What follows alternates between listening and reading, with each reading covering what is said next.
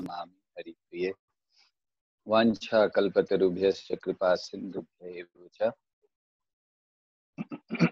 पतितानां पावनेभ्यो वैष्णवेभ्यो नमो नमः। नमो विष्णुपादाय कृष्णपृष्ठाय भूतले श्रीमते भक्तिवेदांत स्वामिनिति नामिने। नमस्ते सारस्वती देवे गौरवाणी प्रचारिणे निर्विशेष शून्यवादी पाश्चात्य देशतारिणे। जय श्री कृष्ण चैतन्य प्रभु नित्यानंद श्री अद्वैत गदाधर श्रीवासादि गौर भक्तवृंद। हरे कृष्णा कृष्णा कृष्णा हरे हरे, हरे राम राम राम हरे हरे।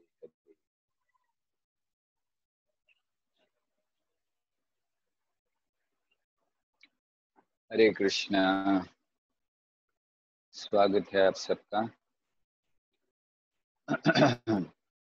आखिरी क्लास में इस उपदेशामृत की। आज हम लोग 10वां और 11वां श्लोक पढ़ेंगे और उसको कंप्लीट करेंगे। सो आप में से कौन पढ़ना चाहेंगे? अचिंत्य गोविंद को आपने कल ही पढ़ा था ना? और कोई पढ़ना चाहते हैं जिन्होंने नहीं पढ़ा है पिछले 1-2 दिनों में?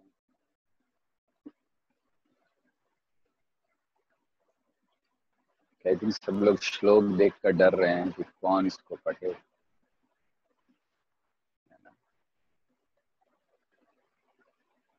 अनुपम कृष्ण प्रभु आप पढ़ेंगे? ओके, पढ़िए। हरे कृष्णा। कर्मभ्य परितो हरे प्रियतया व्यक्ति। गुरु जी श्लोक थोड़ा डिस्टर्ब मेरे को दिक्कत हो रही है, आप थोड़ी हेल्प कर देंगे? हाँ हाँ, क्यों नहीं, क्या हेल्प करें बताइए। कर्मभ्य परितो हरे प्रियतया व्यक्ति। ये थोड़े बड़े बड़े श्लोक हैं, किसी किसी में ट्यून नहीं है, इसीलिए नहीं इसको ऐसे पढ़ सकते हैं। जैसे आप कर्मेभ्य परितो हरे प्रियतया व्यक्तिं ययुर्ज्ञानिना तेभ्यो ज्ञान विमुक्त भक्ति परमा प्रेमैकनिष्ठास्तथा तेभ्यस्ता पशुपाल पंकजदृशा ताभ्योऽपि साराधिका प्रेष्ठा तद्वियं तदीयसरसि ताम्नाश्रयेत् कहृति। पढ़िए अनुवाद। अनुवाद। शास्त्रों का कथन है कि सभी प्रकार के सकाम कर्मियों में परमेश्वर हरि उस पर विशेष कृपा करते हैं जो जीवन के उच्चतर मूल्यों संबंधी ज्ञान में उन्नत होता है। ऐसे ज्ञान में उन्नत अनेक लोग में से जो अपने ज्ञान के बल पर व्यवहारिक रूप से मुक्त हो जाता है वह भक्ति ग्रहण कर सकता है। ऐसा व्यक्ति अन्यों से श्रेष्ठ है, किंतु जिसने कृष्ण का शुद्ध प्रेम वास्तव में प्राप्त कर लिया है वो उससे भी श्रेष्ठ है। गोपियां समस्त उच्चतर भक्तों से उत्कृष्ट हैं क्योंकि वे दिव्य गोपाल कृष्ण पर सदैव आश्रित रहती हैं। गोपियों में से श्रीमती राधा रानी कृष्ण को सर्वाधिक प्रिय हैं। उनका कुंड कृष्ण को उसी प्रकार अत्यधिक प्रिय है जिस तरह गोपियों में सर्वाधिक प्रिय वो ये राधा रानी। तो ऐसा कौन होगा जो राधा कुंड में नहीं रहना चाहेगा और उल्लास में भक्ति भाव या अप्रकृत भाव से पूरी आध्यात्मिक शरीर द्वारा श्री श्री राधा गोविंद के दिव्य युगल जो नित्य अपनी अष्टकालीय लीला संपन्न करते हैं उनकी प्रेममयी सेवा करना नहीं चाहेगा। निसंदेह जो लोग राधा कुंड के तट पर भक्ति करते हैं वे ब्रह्मांड में सर्वाधिक भाग्यशाली व्यक्ति हैं। तो इस श्लोक में जैसे हमने बताया था कि पिछले श्लोक में स्थलियों का वर्णन था। वैकुंठा जनितो वरा मधुपुरी, वैकुंठ है, मथुरा है, वृंदावन है। इसमें व्यक्तियों का वर्णन है। तो जैसे प्रारंभ में देंगे कि कर्मी हैं, ज्ञानी हैं, फिर सकाम भक्त हैं इत्यादि, ऐसे करते करते श्रीमती गोपियां हैं और फिर श्रीमती राधा रानी का वर्णन किया गया है। तो इन इस तात्पर्य में प्रभुपाद ने वही समझाया है कि कैसे ज्ञानी हैं, कर्मी क्या हैं, और किस प्रकार से भक्त और श्रीमती राधा रानी सर्वश्रेष्ठ। पढ़िए प्रभु जी, तात्पर्य पढ़िए। इस समय प्राय हर व्यक्ति किसी न किसी सकाम कर्म में लगा हुआ है। जो लोग कर्म करके भौतिक लाभ उठाना चाहते हैं वे कर्मी कहलाते हैं। इस भौतिक जगत के सारे जीव माया के जादू से वशीभूत हो गए हैं।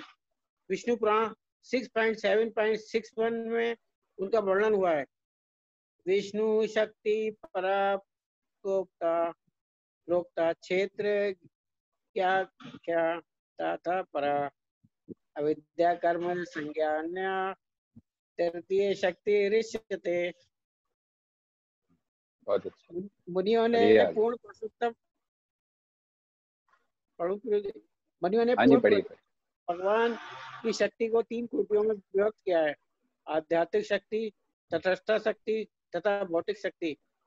भौतिक शक्ति को तीसरी श्रेणी की शक्ति, तृतीय शक्ति माना जाता है। जो जीव भौतिक शक्ति की सीमा के भीतर है वे कभी कभी इंद्रिय तृप्ति के लिए कुकुरों सूकरों की तरह कठोर श्रम में लगे रहते हैं, किंतु इस जीवन में यह पूर्ण कर्म करने पर अगले जीवन में कुछ कर्मी वेदों में वर्णित विविध यज्ञों को संपन्न करने के प्रति प्रबल रूप से आकर्षित होते हैं। इस प्रकार अपने पूर्णों के बल पर वे स्वर्ग को भेजे जाते हैं।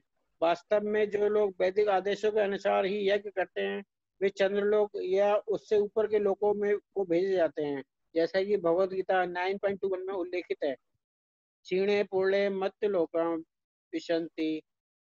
अपने तथा कथित पूर्ण कर्मों के फलों के क्षीण होने पर वे पुनः पृथ्वी पर लौट आते हैं, जो मृत्यु लोक अर्थात मृत्यु का स्थान कहलाती है।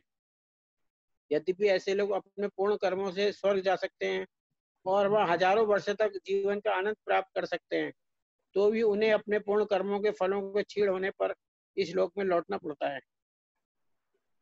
ये स्थिति सभी कर्मियों की है। एक मिनट। तो यहाँ पर वर्णन किया है प्रभुपाद ने कि जो लोग स्वर्ग की कामना करते हैं उसके लिए बहुत सारे कर्मकांड के कार्यों को करते हैं, यज्ञों को करते हैं, लेकिन लाभ क्या होता है उनको? जितना भी समय वहां रहना, रहकर फिर वापस इस जगत में, इस पृथ्वी पर आना पड़ता है। पृथ्वी क्या है? पृथ्वी कर्म भूमि है, स्वर्ग कर्म भूमि नहीं है। स्वर्ग में व्यक्ति केवल जाकर अपने जो पुण्य है उनको क्षीण करता है, क्षीणे पुण्य मर्त्यलोकम विशंति। और यहाँ पर इस पृथ्वी पर विशेषता, वैसे तो सारे ब्रह्मांड में जन्म मृत्यु जरा व्याधि व्याप्त है, तो भौतिक जगत का लक्षण है, लेकिन प्रमुखता इस पृथ्वी पर उसे देखा जाता है। जैसे ऐसा नहीं है कि अन्य स्थान पर नहीं, ब्रह्मा जी की भी मृत्यु होती है, सारे देवताओं की मृत्यु होती है, ऐसा नहीं है कि मृत्यु सब जगह नहीं है। लेकिन मर्त्य लोग इसलिए कहा जाता है कि प्रमुखता बहुत जल्दी जल्दी जीव शरीर बदलते, जैसे ब्रह्मा जी का तो बहुत लंबा समय है। तो ये कर्म भूमि है, अर्थात हमारे कर्म के अनुसार हमें अगला जीवन मिलता है। स्वर्ग में ऐसा नहीं है, आपको कर्म का फल नहीं लगता स्वर्ग में। आप जो कर्म करते जाते हैं केवल आपके कर्मों के फल क्षीण होते जाते हैं, बस पाप नहीं लगता कोई। लेकिन यहाँ गलत काम करेंगे तो पाप लगेगा, अच्छा काम करेंगे तो पुण्य मिलेगा, या फिर भक्ति करेंगे तो भगवान की ओर बढ़ेंगे।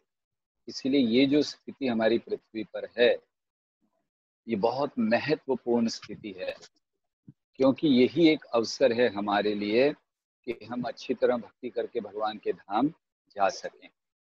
अन्यथा जैसे मान लीजिए स्वर्ग जाने की हमने इच्छा कर ली, जैसे बहुत कुछ सुनते हैं हम लोग शास्त्र में स्वर्ग का वर्णन, तो अगर इच्छा हो गई कि चलो तो कुछ दिन के लिए स्वर्ग देखकर आ जाएं, तो क्या होगा? ये जो चैतन्य महाप्रभु का आंदोलन है, अगले 9,500 साल 500 साल तो बीत गए महाप्रभु के आए हुए, तो 10,000 का साल का समय था, 500 साल ऑलरेडी चले गए हैं, 9,500 बचे हैं। अगर हम स्वर्ग चले गए तो स्वर्ग में समय और यहाँ का समय अलग अलग है। तो मान लीजिए कि अगर थोड़ा ज़्यादा समय वहाँ रह लिए और जब वापस आएंगे पृथ्वी पे तो पता चला महाप्रभु का आंदोलन समाप्त, जितने थे इस्कॉन के बाकी सारे वो तो सब चले गए भगवान के धाम, और हमने इच्छा कर ली थी स्वर्ग की, इसीलिए वहां घूमने में अटक गए, जब वापस आए तो सब समाप्त हो चुका। तो स्वर्ग की कामना करना भी, ये केवल कभी कभी देखिए किसी की मृत्यु होती है तो लोग लिख देते स्वर्गवासी, उनको लगता है कि ये बहुत अच्छी स्थिति है। भक्ति की दृष्टि से कोई अच्छी स्थिति नहीं है स्वर्ग में जाना, क्योंकि फिर से वापस इधर आना पड़ेगा। और वहां क्या करते हैं व्यक्ति, बिल्कुल भगवान को भूल जाते हैं, इतना भोग मिलता है, इतना आनंद मिलता है कि वो भगवान को भूल जाते हैं। तो इसीलिए वहाँ हमें कामना ही नहीं करनी चाहिए, चाहे हम कितना ही क्यों ना पढ़ लें, वो नंदन कानन वन पढ़ लें, सुरा की नदियों के बारे में पढ़ लें, अप्सराओं के बारे में पढ़ लें, देवताओं के सुंदर शरीर के बारे में पढ़ लें, उनके विमानों के बारे में पढ़ लें, उनकी शक्ति के बारे में पढ़ लें, बिल्कुल आकर्षित नहीं होना चाहिए इन सब चीजों से, क्योंकि ये सब बहुत थोड़े समय के लिए क्षणिक है। शाश्वत केवल कृष्ण का धाम है, इसलिए उस शाश्वत जगत की हमें कामना करनी चाहिए। अन्यथा जैसे प्रभुपाद यहाँ लिख रहे हैं, मैनी थाउजेंड्स ऑफ ईयर, कई हजारों वर्ष के बाद भी हमें फिर से कई हजार वर्ष हम आनंद लेकर फिर से इस जगत इस पृथ्वी पर हमें आना पड़ेगा। तो ऐसे कार्य हमें नहीं करने चाहिए। तो ये कर्मियों का वर्णन किया, इसलिए ये स्थिति प्रभुपाद लिख रहे कर्मियों की है। और फिर आगे अब वर्णन करेंगे अलग अलग स्थितियों का, कर्मी ज्ञानी। तो पढ़िए प्रभु। ये स्थिति सभी सकाम कर्मियों की है, चाहे वे पुण्य करने वाले हों या पाप करने वाले। इस ग्रह पर अनेक व्यापारी, राजनीतिक तथा अन्य ऐसे लोग हैं जो केवल भौतिक सुख में रुचि रखते हैं। वे सभी प्रकार के साधनों से धन कमाने का प्रयास करते हैं, चाहे वो साधन अच्छा हो या बुरा। ऐसे लोग कर्मी या निपट भौतिकतावादी कहलाते हैं। इन कर्मियों में से कुछ विकर्मी होते हैं जो वैदिक ज्ञान के मार्गदर्शन के बिना ही कर्म करते हैं। जो लोग वैदिक ज्ञान के आधार पर कर्म करते हैं वे भगवान विष्णु की तुष्टि के लिए तथा उनसे वरदान प्राप्त करने के लिए यज्ञ करते हैं। इस प्रकार वे उच्चतर लोकों में उन्नत होते हैं। ऐसे कर्मी विकर्मियों से श्रेष्ठ होते हैं, क्योंकि वे वैदिक निर्देशों के प्रति आज्ञाकारी बने रहते हैं और वे निश्चय कृष्ण के प्रिय हैं। भगवद गीता 4.11 में कृष्ण कहते हैं, ये यथा मा प्रपंदते हम, जो जिस रूप में मेरी शरण में आता है उसे मैं तदनुसार फल देता हूँ। कृष्ण इतने दयालु हैं कि वे कर्मियों तथा ज्ञानियों की इच्छा पूर्ति करते हैं, तो फिर भक्तों के विषय में तो कहना ही क्या। यद्यपि कर्मी जन कभी कभी उच्चतर लोकों को प्राप्त कर लेते हैं, किंतु जब तक वे सकाम कर्म के प्रति आसक्त रहते हैं तब तक उन्हें मृत्यु के पश्चात नवीन भौतिक देह धारण करनी होती है। यदि कोई पूर्ण कर्म करता है तो स्वर्गलोक में वो या तो देवताओं के मत नवीन शरीर धारण करता है या उसे कोई अन्य पद प्राप्त होता है जिससे वे और अधिक सुख भोग सकता है। दूसरी ओर जो लोग पाप कर्मों में लगे रहते हैं वे पतित होकर पशुओं, वृक्षों तथा पौधे के रूप में जन्म लेते हैं। इस प्रकार जो सकाम कर्मी वैदिक आदेशों की परवाह नहीं करते, विकर्मी वे विद्वान साधु पुरुषों द्वारा प्रशंसित नहीं होते। तो यहाँ पर एक सेकंड प्रभु, प्रभुपाद ने तुलना की विकर्मी और सकाम कर्मियों की। विकर्मी मतलब जो शास्त्र का पालन करते ही नहीं, विकर्म में लगे। भगवद गीता में भगवान कहते हैं ना, कर्मणो ही अपि बोधव्यम बोधव्यम च विकर्मणः अकर्मणश्च बोधव्यम गहना कर्मणो गतिः। तो तीनों कर्मों की बात करते, कर्म, विकर्म और अकर्म। बोलते जानना चाहिए इनको। बोधव्यम मतलब जानो। तो विकर्मी कौन है? जो शास्त्रों के निर्देशों का पालन नहीं करते। सकाम कर्मी कौन है? सकाम कर्मी वो हैं जो शास्त्रों का निर्देशों का पालन करते हैं भौतिक लाभ के लिए, इस जगत में कुछ अच्छी स्थिति पाने के लिए, कुछ धन पाने के लिए, कुछ संपत्ति पाने के लिए, स्वर्ग जाने के लिए, तो उस लिए काम करते हैं। अब ये विकर्मी और सकाम कर्मी इन दोनों की निंदा प्रभुपाद ने की। चाहे पुण्य हो या पाप हो, ये सब जगत में गलत है। क्यों? फिर से वापस आना पड़ता है, कोई लाभ नहीं हुआ। जैसे मान लीजिए कि आपको किसी जेल में रख दिया गया, आप जेल में इधर उधर घूम रहे हैं, बड़ा आनंद आ रहा, आपको लग रहा है ये अच्छा है वो अच्छा है, लेकिन है अंदर ही अंदर। बाहर नहीं निकल पाए तो कोई लाभ नहीं है। कोई एक बार अच्छी जेल में चले गए, फिर वापस आ गए, फिर कहीं चले गए।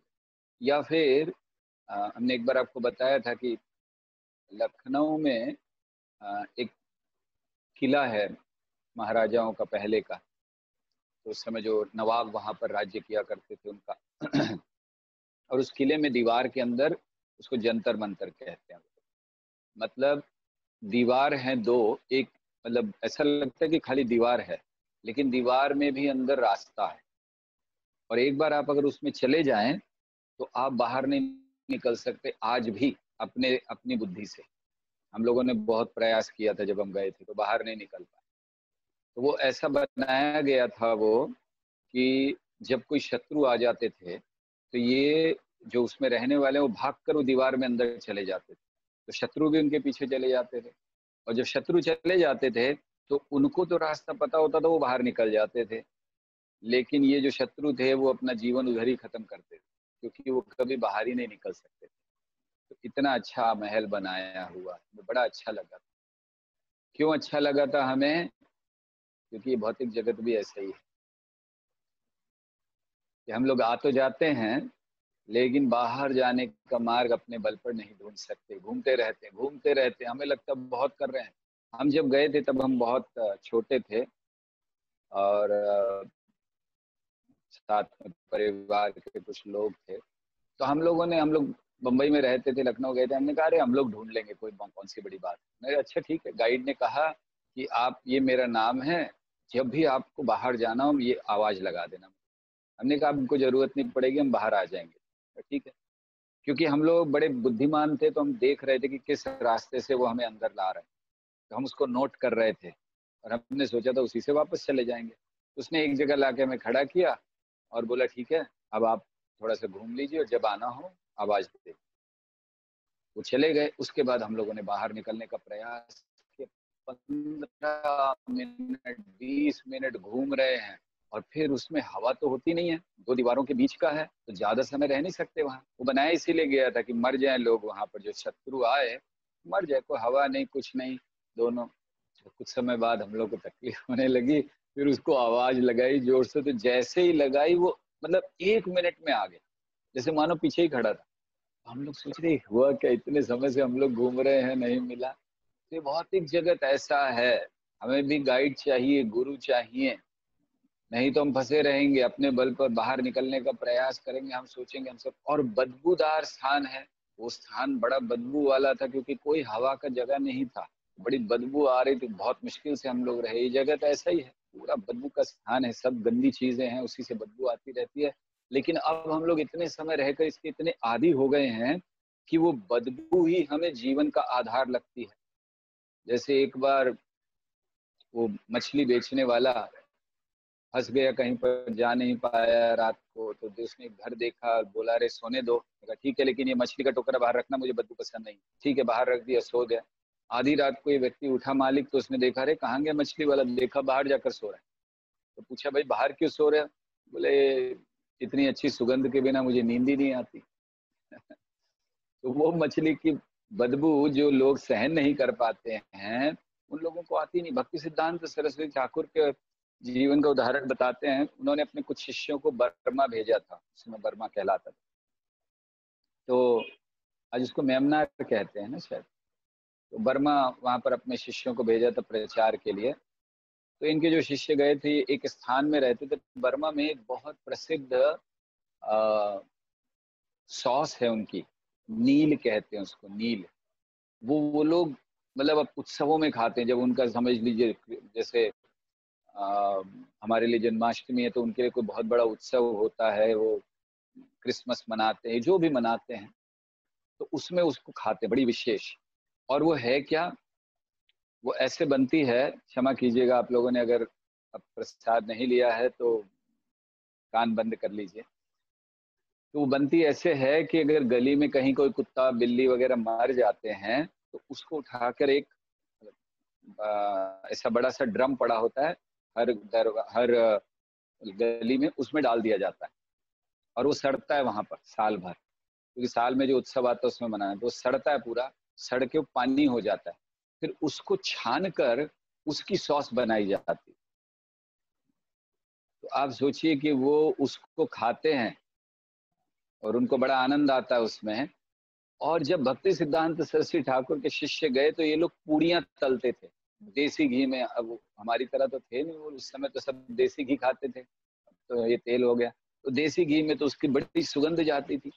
तो लोगों ने जाकर कंप्लेंट की कि ये लोग क्या कर रहे हैं, पता नहीं इतनी गंदी बदबू आ रही है इनके घर से, इनको बंद कराइए।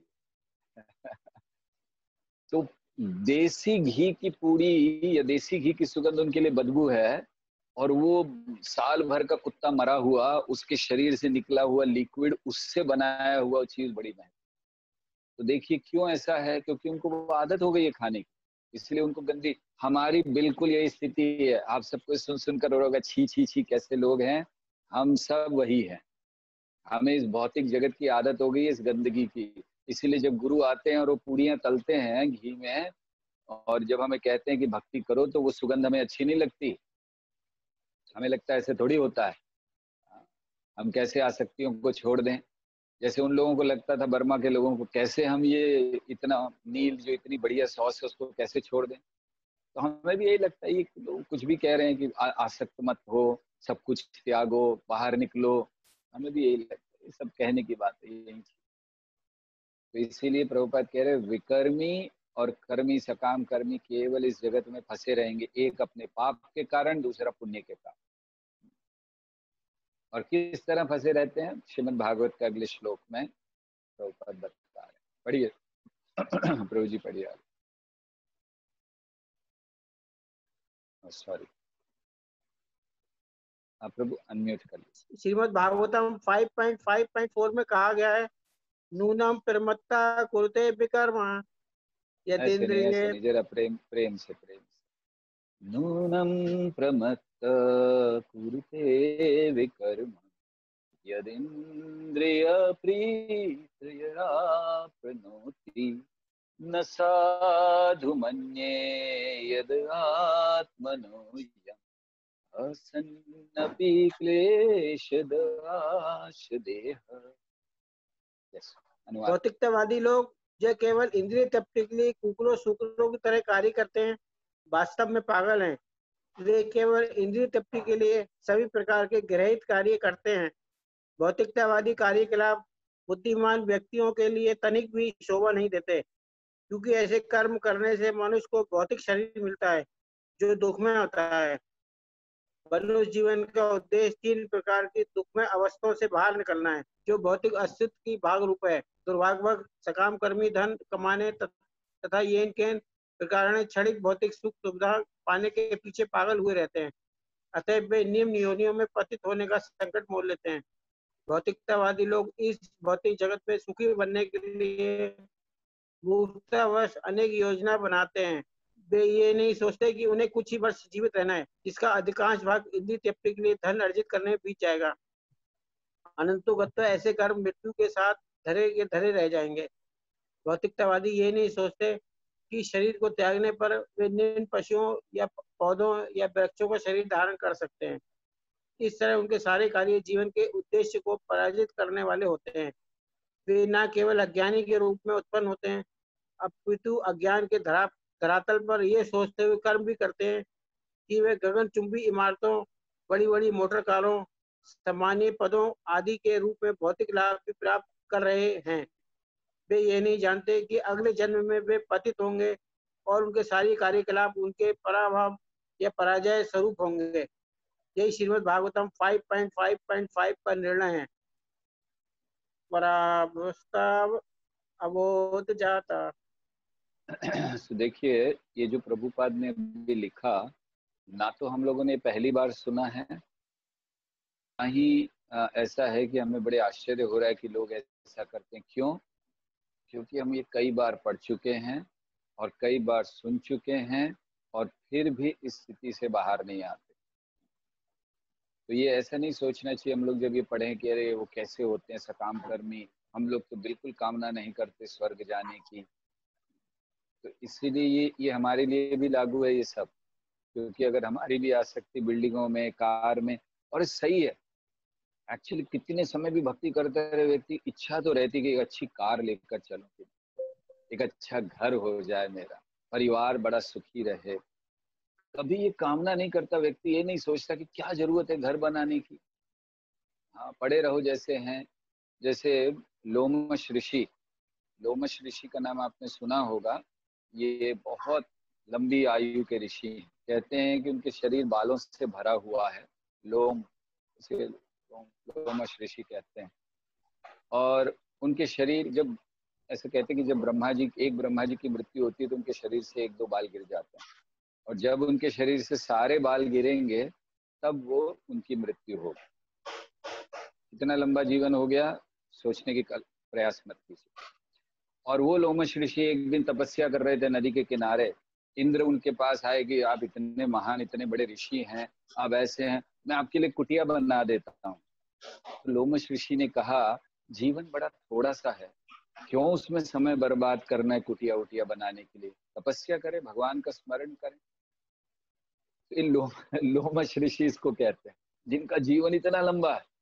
अब उनके जीवन की तुलना में हमारा जीवन कितना है, मतलब जिनके जीवन में वो हजारों ब्रह्मा को देखेंगे, उन हमारा जीवन कितना है उनके जीवन की तुलना में पता भी नहीं, मतलब कैलकुलेट ही नहीं कर सकते, एक क्षण भी नहीं बोल सकते। और हम सब कुछ बनाने के लिए तैयार हैं।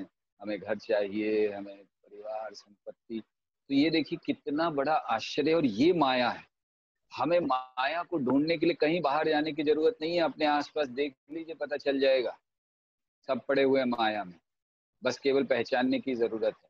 तो ये सारी चीजें जो प्रभुपाद ने, कि जब हम इसको अभी भी सुन रहे थे, हम यही सोच रहे थे कि सब हम लोग करते हैं, इतना सुनने के बाद भी इसे माया कहते हैं। स्पष्ट प्रभुपाद ने पहला लिखा है कि जो लोग भी ऐसे करते हैं पागल हैं, शब्द इस्तेमाल किए प्रभुपाद से, दे आर एक्चुअली मैड। और हम लोग उसको पढ़कर सुनते हैं, हंसते हैं, लोगों को समझाते हैं, लेकिन अपनी स्थिति बदलने के लिए तैयार। इससे माया। तो क्या करना चाहिए ऐसी अवस्था में, आगे प्रभुपाद लिखते हैं, पढ़िए प्रभु। अतः मनुष्य को आत्मा का विज्ञान आत्म तत्व समझने के लिए उत्सुक रहना चाहिए। जब तक मनुष्य आत्म तत्व के उस स्तर पर नहीं पहुंचता जिससे वो समझ सकता है कि वो शरीर नहीं अपितु आत्मा है, तब तक वो अज्ञान के स्तर पर रहता है। ऐसे हजारों लाखों अज्ञानी लोगों में से जो अपनी इंद्रियों की तुष्टि मात्र में ही सारा समय गंवाते रहते हैं, कोई एक व्यक्ति ही ज्ञान के स्तर तक पहुंच सकता है तथा जीवन के उच्चतर मूल्यों को समझ सकता है। ऐसा व्यक्ति ज्ञानी कहलाता है। ज्ञानी जानना है, ज्ञानी जानता है जानता कि है। सकाम कर्म उसे संसार से बांध देंगे और एक शरीर से दूसरे में देहांतर करने के लिए बाध्य करेंगे। जैसा कि श्रीमद् भागवतम में शरीर बद्ध पद से संकेत दिया गया है। जब तक मनुष्य इंद्रिय भोग की कोई भी धारणा रखता है, तब तक उसका मन सकाम कर्म में प्रवृत्त रहता है। इससे वो एक शरीर से दूसरे में देहांतर करने के लिए बाध्य होता है। इस प्रकार ज्ञानी को कर्मी से श्रेष्ठ माना जाता है, क्योंकि वो कम से कम इंद्रिय भोग के अंधे कार्यकलापों से तो बचता है। ये पूर्ण पुरुषोत्तम भगवान का निर्णय है। यद्यपि ज्ञानी कर्मियों के अज्ञान से मुक्त हो सकता है, फिर भी जब तक वो भक्ति में सेवा के स्तर तक नहीं पहुंच जाता, तब तक वो अज्ञान अविद्या में स्थित है, ऐसा माना जाता है। भले ही कोई ज्ञानी या ज्ञान में उन्नत मान लिया जाए, किंतु उसका ज्ञान अशुद्ध माना जाता है, क्योंकि उसे भक्ति में सेवा का पता नहीं रहता है, और इस तरह वो पूर्ण पुरुषोत्तम भगवान के चरण कमलों की प्रत्यक्ष सेवा की उपेक्षा करता है। तो अभी प्रभुपाद ने पहले विकर्मी कर्मियों का वर्णन कर दिया, अब ज्ञानी। तो जैसे अगर हम लोग श्लोक पढ़ें तो श्लोक में क्या दिया गया है, श्लोक में उनकी तुलना की गई है ना, कर्मीभ्य परितो हरे प्रियतया व्यक्तिर्ययुर्ज्ञानी न तेभ्यो ज्ञान विमुक्त भक्ति परमः प्रेमे कनिष्ठस्तता। तो इसी तरह प्रभुपाद भी विकर्मी, कर्मी और अब ज्ञानी का वर्णन कर रहे हैं कि ज्ञानी कौन है, जो समझता है कि ये सब भौतिक भोगों का कोई लाभ नहीं है, लेकिन भगवान के चरण कमलों के प्रति उनकी सेवा या उनकी आराधना में उसको अभी कोई ज्ञान नहीं है या उसको नहीं करता, और इसीलिए वो ज्ञानी होकर भी पूर्णता को प्राप्त नहीं कर सकता। ज्ञानी को भक्त बनना ही पड़ेगा, तभी वो अपने जीवन की पूर्णता को प्राप्त कर सकता है। प्रभुपाद इसको आगे समझाते हैं। लिखिए, पढ़िए। जब ज्ञानी भक्ति में सेवा में संलग्न होता है तो वो समान ज्ञानी की तुलना में शीघ्र श्रेष्ठ बन जाता है। ऐसा समुन्नत व्यक्ति ज्ञान विमुक्त भक्ति परम कहलाता है।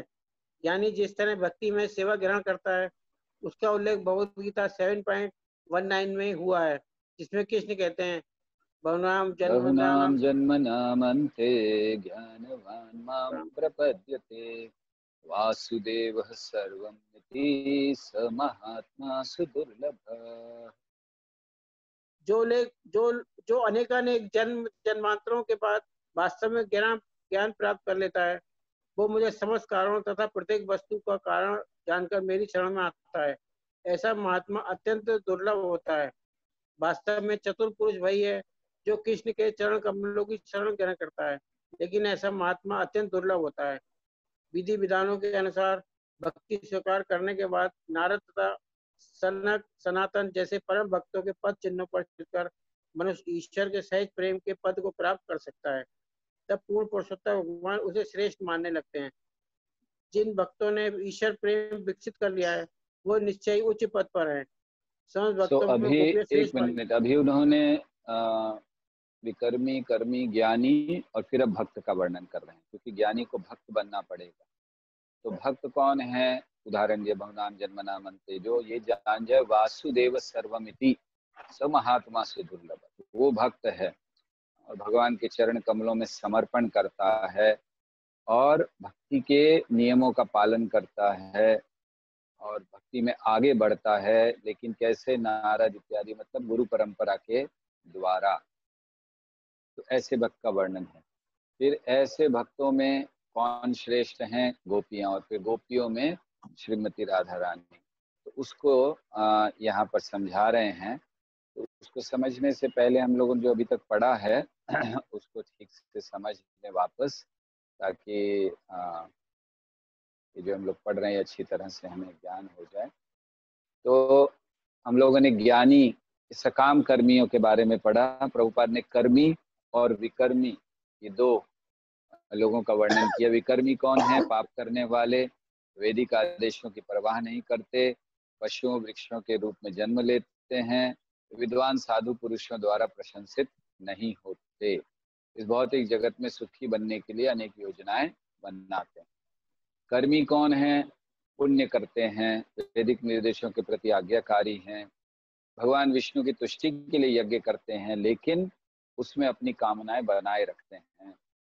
अपने पुण्यों के बल पर स्वर्ग भेजे जाते हैं, फलों के क्षीण होने पर पृथ्वी पर आते हैं और सकाम कर्म के प्रति आसक्त रहते हैं। तो ये लक्षण है कुछ। ज्ञानी के लक्षण क्या हैं? आत्म तत्व का विज्ञान समझता है। पहला लक्षण प्रभुपाद ने दिया ना कि इसको आत्म तत्व का ज्ञान समझना चाहिए। जानता है कि सकाम कर्म से संसार से बांध देंगे, संसार बंधन। इंद्रिय भोग के कार्यों को नहीं करता, इसलिए कर्मी से श्रेष्ठ है। फिर भी जब तक भक्तिमय सेवा के स्तर तक नहीं पहुंचता, अज्ञान में स्थित है। इसीलिए भक्तिमय सेवा में संलग्न हो जाता है तो सामान्य ज्ञानी की तुलना में श्रेष्ठ हो जाता है या भक्त हो जाता है। तो भक्त क्या है? विधि विधानों के अनुसार भक्ति करते हैं। नारद सनक सनातन के अनुसरण करके सहज कृष्ण प्रेम को प्राप्त कर सकते। मतलब वो भी अपने मन से भक्ति नहीं करते, परंपरा में रहकर भक्ति करते हैं। और इसके बाद फिर प्रभुपाद प्रेमी भक्त का वर्णन कर रहे हैं, जिन्होंने शुद्ध प्रेम विकसित कर लिया है, और उनमें वो गोपियों का वर्णन करेंगे। ठीक है, तो आप पढ़िए उसको, प्रभु जी, गोपियों का वर्णन। समझ भक्तों में गोपियां श्रेष्ठ मानी जाती हैं, क्योंकि वे कृष्ण को तुष्ट करने के अतिरिक्त और कुछ भी नहीं जानती, ना ही वे कृष्ण से बदले में कुछ आशा करती हैं। निसंदेह कभी कभी कृष्ण ही उनसे अपने को विलग करके उन्हें अति कष्ट प्रदान करते हैं, फिर भी वे कृष्ण को भूल नहीं सकती। जब कृष्ण वृंदावन से मथुरा चले गए तो गोपियां अत्यधिक निराश हो गईं और उन्होंने अपना शेष जीवन केवल कृष्ण के वियोग में रो रो कर बिता दिया। इसका अर्थ ये हुआ कि एक तरह से वे वास्तव में कृष्ण से विलग कभी नहीं हुई। कृष्ण का चिंतन करने तथा उनके संग रहने में कोई अंतर नहीं है। विप्रलंब सेवा, जो वियोग में कृष्ण का चिंतन है, जैसा कि श्री चैतन्य महाप्रभु ने कर दिखाया, कृष्ण की पृथक सेवा करने से बेहतर है। इस प्रकार जितने सारे भक्तों ने कृष्ण के लिए अनन्य प्रेम भक्ति विकसित किया है, उनमें गोपियां श्रेष्ठ हैं, और इन उच्च गोपियों में भी श्रीमती राधा रानी सर्वोच्च है। श्रीमती राधा रानी की भक्ति से कोई भी आगे नहीं बढ़ सकता। यहाँ तक कि कृष्ण भी श्रीमती राधा रानी के भाव को समझ नहीं पाते, अतः वे उनका यानी राधा का भाव ग्रहण करके श्री चैतन्य महाप्रभु के रूप में प्रकट हुए, जिससे वे उनके दिव्य मनोभाव को समझ सकें। इस प्रकार श्री रूप गोस्वामी क्रमशः ये निष्कर्ष निकालते हैं कि श्रीमती राधा रानी कृष्ण की सर्वश्रेष्ठ भक्त हैं और उनका कुंड श्री राधा कुंड सर्वाधिक पूज्य स्थल है। इसकी पुष्टि लघु भागवतम उत्तराखंड 45 के एक उद्धरण से होती है, जिसे चैतन्य चरितामृत में दिया गया है। यथा राधा प्रिया विष्णु तस्य कुंडम प्रियम तथा सर्वगोपीषु सेवैका विष्णुरत्यंत वल्लभा। जिस प्रकार श्रीमती राधा रानी भगवान कृष्ण विष्णु को प्रिय हैं, उसी प्रकार उनके स्नान का स्थान यानी राधा कुंड भी उन्हें उतना ही प्रिय है। समस्त गोपियों में वे ही अकेले भगवान की परम प्रिया के रूप में हैं। अतः कृष्ण भावनामृत में रुचि रखने वाले प्रत्येक व्यक्ति को अंततः राधा कुंड की शरण लेनी चाहिए और वहां रहकर आजीवन भक्ति करनी चाहिए। उपदेशामृत के 10वें श्लोक में गुरु गोस्वामी का यही निष्कर्ष है। जय। तो ये जो आप लोगों को यहाँ लक्षण दिए गए हैं, ज्ञानी के सकाम कर्मी, कर्मी विकर्मी, ज्ञानी भक्त और प्रेमी भक्त और गोपियां, और विशेष करके श्रीमती राधा रानी का कुंड, तो इसको आपको थोड़ा मार्क कर लेना चाहिए बुक में कि अगर प्रश्न आए कि श्रीमती राधा रानी की श्रेष्ठता का वर्णन प्रभुपाद ने क्या किया है, तो ये हम कुछ पॉइंट्स लिख सकते हैं, या गोपियों का वर्णन प्रभुपाद ने क्या किया है, तो ये पॉइंट्स लिख सकते हैं जो यहाँ पर स्लाइड्स में। ठीक है, ओके। सो अब कर्मी, ज्ञानी, विकर्मी, कर्मी, ज्ञानी, भक्त, प्रेमी भक्त और श्रीमती राधा रानी, इनका वर्णन करने के बाद अब राधा कुंड का वर्णन किया और अगले श्लोक में राधा कुंड की महिमा का गुणगान किया गया है। सो ये आखिरी श्लोक है इस उपदेशामृत का। आप में से कौन भाग्यवान जीव है जो इसको पढ़ना चाहेंगे? कोई नहीं, सब अपने आप को बड़ा क्या बोलते हैं, अभागा समझ रहे हैं कि मेरे अंदर कोई योग्यता नहीं है राधा कुंड के विषय में पढ़ने की, तो हम ही पढ़ लेते हैं फिर अगर कोई नहीं है। अच्छा, महादेव प्रभु उठा रहे हैं हाथ। हाँ जी, चलिए महादेव प्रभु पढ़िए। आपने बड़े दिनों से नहीं पढ़ा, आप चले जाते हो बीच बीच में, तो पढ़िए। क्षमा करिएगा। हरे कृष्णा प्रभु जी। हाँ पढ़िए। हरे कृष्णा, आवाज आ रही है प्रभु जी? हाँ आ रही है, पढ़िए। कृष्णस्य उच्चै प्रणय वसति प्रियशिभ्य अपि राधा कुंडम च अस्य। गड़बड़ हो गई, क्षमा करिएगा गुरु, आप ही पढ़िए इसको, तो श्लोक को तो। हरि बोल। बहुत अच्छा, ऐसे ही आप लोग करिएगा, प्रगति जल्दी होगी। सब हमारे कोई पढ़ा रहे हो तो कैसे होगा आप लोगों का? कृष्णस्योच्च प्रणय वसति प्रेयसीभ्योऽपि राधा कुंडम चास्य मुनिभिर्भितस्तादृगे व्यधादि यत्प्रेष्ठेरप्यलभं सुलभं किं पुनर्भक्ति भाजाम् तत्प्रेमेदं सकृदपि सरहस्तादुताविष्करोति स्नातुराविष्करो। ठीक है, पढ़िए अनुवाद। अनुवाद। अनेक आमोद की वस्तुओं तथा ब्रजभूमि की समस्त प्रेयसी बालाओं में से श्रीमती राधा रानी निश्चय ही कृष्ण प्रेम की सर्वाधिक अमूल्य निधि है। इस प्रकार से उनका दिव्य कुंड मुनियों द्वारा कृष्ण को उतना ही प्रिय वर्णित किया गया है। निसंदेह राधा कुंड महान भक्तों के लिए भी अत्यंत दुर्लभ है, अतएव सामान्य भक्तों के लिए इसे प्राप्त कर पाना तो और भी अधिक कठिन है। यदि कोई इसके पवित्र जल में केवल एक बार स्नान कर ले तो उसमें कृष्ण के लिए शुद्ध प्रेम पूर्णतः प्रकट हो जाता है। जय। जय। हम लोग राधा चलें कल वृंदावन राधा कुंड स्नान के लिए या क्या भी? यहाँ प्रभुपाद अभी करे भी तो एकदम बस एक बार स्नान से प्योर शुद्ध प्रेम आ जाएगा। और इस तात्पर्य में प्रभुपाद ने बारंबार लिखा है स्नान करना चाहिए राधा कुंड में।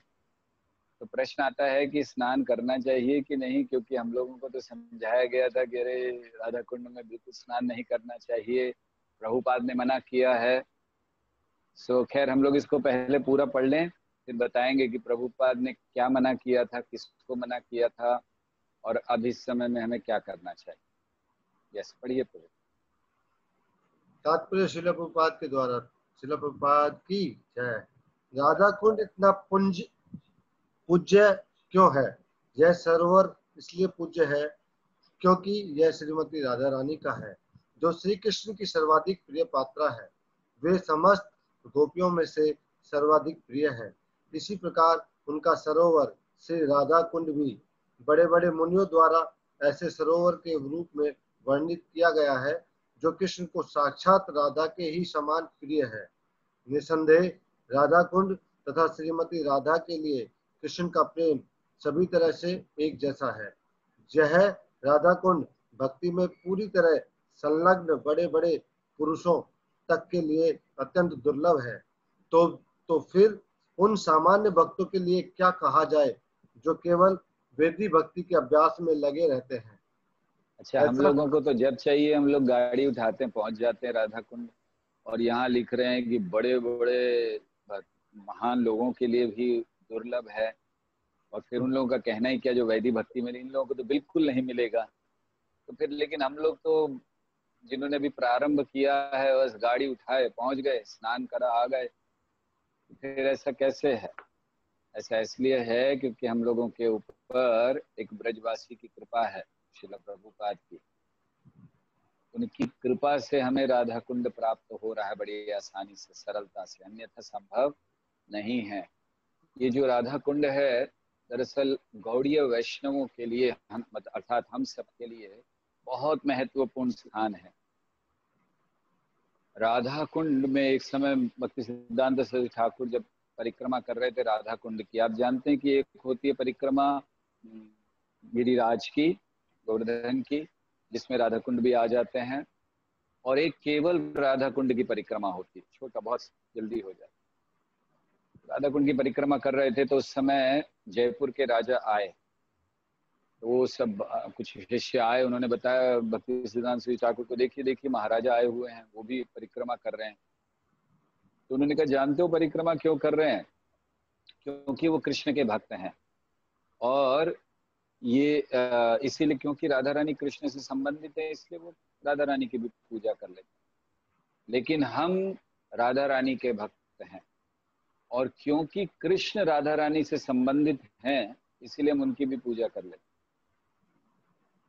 तो हमारे लिए इतना महत्वपूर्ण है कि गौड़ीय वैष्णव हम लोग राधा रानी के भक्त हैं। और वैसे भी हर जीव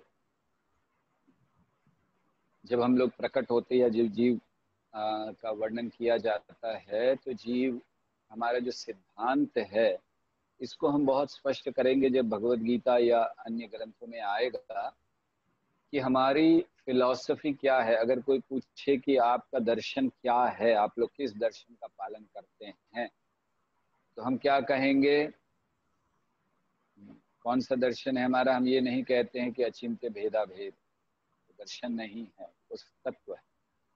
तो हम लोग कहते हैं कि हम लोग पालन करते हैं शक्ति परिणामवाद, जो भागवत का सिद्धांत है। तो शक्ति परिणामवाद मतलब शक्ति का रूपांतर, भगवान की शक्ति का रूपांतर जीव के रूप में। इसको आगे और समझाएंगे भगवत गीता में बड़े विस्तार से। तो हम लोगों का बहुत गहरा संबंध है श्रीमती राधा रानी से। श्रीमती राधा रानी कृष्ण को आनंद देती हैं, आह्लाद। भगवान की शक्तियों में असंख्य शक्तियां हैं। विविधैव श्रूयते स्वभाव की ज्ञान बल क्रिया च। उनमें तीन प्रमुख, आध्यात्मिक जगत में तीन प्रमुख शक्तियां मानी गई, जिनको संधिनी, संवित, संधिनी और आह्लादिनी कहते हैं। ये आध्यात्मिक जगत में तीन है। जैसे हम लोगों ने पढ़ा तीन शक्तियां हैं, आध्यात्मिक, भौतिक और तटस्था। तो आध्यात्मिक शक्ति के विभाग को अगर देखें तो संवित, संधिनी और आह्लादिनी, ये तीन प्रमुख शक्तियां हैं। संवित स्थापन करती है, ज्ञान को प्रदान करती है। संधिनी धारण करती है अर्थात सिद्धांत इत्यादि को, और आह्लादिनी आनंद देती है।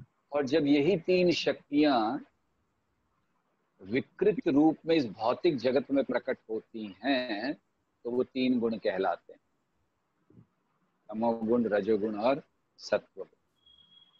तो इसीलिए ये जो भौतिक जगत भी है जिसमें हम हैं, इसका भी संबंध श्रीमती राधा रानी से है। हमारे अस्तित्व का संबंध श्रीमती राधा रानी से है, हमारी भक्ति का संबंध श्रीमती राधा रानी से है। इसीलिए हम लोग हरे कृष्ण कहते हैं, कृष्ण हरे नहीं कहते। अर्थात हरा श्रीमती राधा रानी, और श्रीमती राधा रानी से प्रार्थना करते हैं कि आप हमें कृष्ण की सेवा में लगाइए। आज्ञा ये करी वो सेवा चरणार विंदरे। ठीक है, ओके, पढ़िए थोड़ा सा आगे राधा कुंड का वर्णन। तो अभी यहाँ पर वर्णन हुआ है कि राधा कुंड बड़ा दुर्लभ है, और आगे पढ़िए स्नान का वर्णन आएगा। महादेव। ऐसा कहा जाता है कि जो भक्त राधा कुंड में एक बार स्नान कर लेता है वह तुरंत कृष्ण के प्रति गोपियों जैसा प्रेम भाव उत्पन्न कर लेता है। श्रील रूप गोस्वामी संस्तुति करते हैं कि यदि कोई राधा कुंड के किनारे स्थायी रूप से न भी रह सके तो कम से कम जितनी बार हो सके इस सरोवर में स्नान तो कर ही ले। भक्ति संपन्न करने में यह सबसे महत्वपूर्ण बात है। इस एक प्रसंग मिनट में रुक जाइए, एक मिनट। तो अभी प्रभुपाद यहाँ पर लिख रहे हैं कि ठीक है, रहना तो बहुत अच्छा, नहीं रह सको तो जितना हो सके स्नान करना चाहिए। और प्रभुपाद कहते हैं ये भक्ति का बहुत महत्व, सबसे महत्वपूर्ण अंग है। और फिर हम लोगों को ये भी, हम लोग इस कान में सुनते हैं कि प्रभुपाद ने मना किया स्नान करने के लिए, तो राधा कुंड में स्नान नहीं करना है। तो कैसे समझना चाहिए? हमने ये प्रश्न ब्रह्मानंद प्रभु से किया था कई साल पहले, हम जब वृंदावन में थे, शायद 97-98 की बात है। तो वहाँ पर उस समय ब्रह्मानंद, अब तो ब्रह्मानंद प्रभु हैं नहीं, उन्होंने कुछ साल पहले, 2-3 साल पहले शायद दे छोड़ दिया। तो ब्रह्मानंद प्रभु खड़े थे, दर्शन कर रहे थे, हम भी दर्शन कर रहे थे कृष्ण बलराम का। तो हमने सुना था कि ब्रह्मानंद प्रभु पहले शिष्यों में से हैं प्रभुपाद के। तो हमें बड़ा मतलब अंदर से इतना आनंद आ रहा था कि हम उनके साथ खड़े हैं जो श्रील प्रभुपाद के पहले शिष्य हैं। तो हमें लगा कि कुछ तो पूछना चाहिए, मतलब एकदम से ऐसे अंदर हो रहा था कि कैसे हम बिना उनसे बात करे चले जाएं। हम कुछ पूछना चाहते थे, या कहना चाहिए केवल कुछ बात करना चाहते थे ताकि उनका थोड़ा कुछ आशीर्वाद प्राप्त। तो हमें ये लग रहा था कि ये ब्रह्मानंद प्रभु हैं, इतना हमने प्रभुपाद लीलामृत में उनके बारे में पढ़ा है। तो हमने फिर वो बाहर जा रहे थे तो हमने उनसे पूछ ही लिया, हमने कहा कुछ तो पूछना है। तो हमने उनसे यही पूछा था, यही प्रश्न किया था। हमने कहा प्रभु जी ये बताइए कि हमने सुना प्रभुपाद ने स्नान करने के लिए मना किया राधा कुंड में, और हमारी तो इच्छा है कि हम स्नान करें, यहाँ आए हैं वृंदावन, तो आप बताइए क्या करना। तो उन्होंने हमसे कहा कि आपने एकदम सही व्यक्ति से प्रश्न किया है, जो आपने प्रश्न किया ये बहुत सही व्यक्ति से किया। हमने कहा हमें समझ नहीं आया क्यों। तो उन्होंने कहा कि जब हम लोग पहली बार वृंदावन आए, हम सब अमेरिकी शिष्य थे प्रभुपाद के, हमें कुछ ज्ञान तो था नहीं। अफकोर्स प्रभुपाद से वहाँ से हम जप वगैरह कर रहे थे, वृंदावन में कैसे रहना कुछ पता नहीं था। तो बोले हम लोग आए और एक दिन हम लोग ऐसे ही चले गए घूमने, अभी अभी आए थे और हम लोग राधा कुंड पहुँच गए। तो बोले हम लोग यंग थे सारे, उस समय सब 20, 22, 25 साल के थे। और बोले हमें पानी दिख गया, तो बहुत दिनों से हमने स्विमिंग नहीं की थी अमेरिका से जब से आए थे। तो बोले हम लोग तो मतलब पागल हो गए और कूद रहे हैं, जंप मार रहे हैं, तो बोले हम लोग क्या करते थे, भाग कर आते थे, अपने दोनों घुटनों को ऐसे पकड़ते थे हाथों से और जोर से पानी में कूदते थे, सारा पानी छपाक ऊपर बाहर निकलता था। ऐसे हम लोग खेल रहे थे, बड़ा आनंद कर रहे थे। और करके जब हम लोग वापस आए, बोले मैं वापस मंदिर में आया, प्रभुपाद के रूम में गया सीधा, प्रभुपाद के कमरे में, तो प्रभुपाद की आंखें लाल लाल थी। प्रभुपाद ने गुस्से में मुझे कहा कि तुम लोग सब नरक जाओगे। सो आप सोचिए, एक शिष्य को अपने गुरु से, वो भी प्रभुपाद जी से सुनने ये मिले कि नरक जाओगे, तो उसकी क्या स्थिति होगी। वो एकदम घबरा गए कि क्या हुआ। मतलब अभी तो आप बोला भी नहीं, कुछ शब्द भी नहीं बोले, अभी तो जस्ट आए हैं। तो बोलते मुझे आज तक नहीं पता कि किसी ने प्रभुपाद को बताया या कैसे प्रभुपाद को पता चला। बोले बस हम लोग आए थे और मैं सीधा रूम में गया और प्रभुपाद ने ये कहा मुझसे, बहुत गुस्सा। तो फिर मैंने क्षमा मांगी, प्रभुपाद से पूछा क्या मतलब क्या गलती हो गई। तो उन्होंने कहा कि आपने राधा कुंड का अपमान कर दिया और ये नहीं करना चाहिए। तो उस समय प्रभुपाद ने समझाया, वो कहते हैं कि अगर नदी राधा कुंड में स्नान भी करना है तो हमें उसका अपमान नहीं करना चाहिए। और इसीलिए उस समय उन्होंने सभी भक्तों को मना कर दिया कि आप करिए नहीं। तो इसका अर्थ ये नहीं था कि प्रभुपाद, अगर प्रभुपाद ऐसे चाहते तो क्या ऐसे बुक में प्रिंट करते। प्रभुपाद को पता था कि ये बुक सारे अनुयायी पढ़ने वाले हैं, प्रभुपाद ने ही रिकमेंड किया था भक्ति शास्त्री में पढ़िए सब, तो कैसे प्रभुपाद ये छाप सकते थे इसमें। तो प्रभुपाद ने खेलने के लिए मना किया, अपमान करने के लिए मना किया। और कई बार ऐसा होता है कि हम लोग सोचते हैं कि कोई बात नहीं, हम कर लेते हैं, हमें करना नहीं चाहिए, तो स्नान नहीं करना चाहिए ऐसे खेल कूद करते थे। ठीक है, ओके, आगे पढ़िए भी, और आगे थोड़ा वर्णन करेंगे राधा कुंड का। भक्ति संपन्न, हाँ, भक्ति संपन्न करने में यह सबसे महत्वपूर्ण बात है। इस प्रसंग में श्रील भक्ति विनोद ठाकुर लिखते हैं कि जो लोग श्रीमती राधा रानी की सखियों तथा विश्वास पात्र दासियों मंजरियों के रूप में अपनी भक्ति विकसित करने के इच्छुक हैं, उनके लिए राधा कुंड सर्वश्रेष्ठ स्थान है। जो लोग अपने आध्यात्मिक शरीरों यानी सिद्ध देह को प्राप्त पाकर भगवान के दिव्य धाम गोलोक वृंदावन लौट जाने के इच्छुक हैं, उन्हें राधा कुंड में रहना चाहिए। उन्हें श्री राधा रानी की विश्वास पात्रा दासियों की शरण ग्रहण करनी चाहिए और उन्हीं के निर्देशन के अनुसार निरंतर श्री राधा की सेवा करनी चाहिए। जो लोग श्री चैतन्य महाप्रभु के संरक्षण में भक्ति करते हैं, उनके लिए यह सर्वश्रेष्ठ विधि है।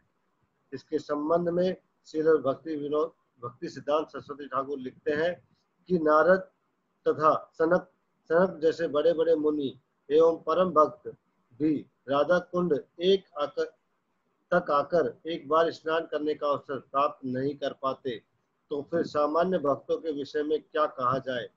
यदि कोई महान सौभाग्यवश राधा कुंड तक आने और एक बार भी स्नान करने का अवसर प्राप्त कर लेता है, तो वह कृष्ण के प्रति वैसा ही दिव्य प्रेम विकसित कर सकता है जिस तरह गोपियों ने किया था।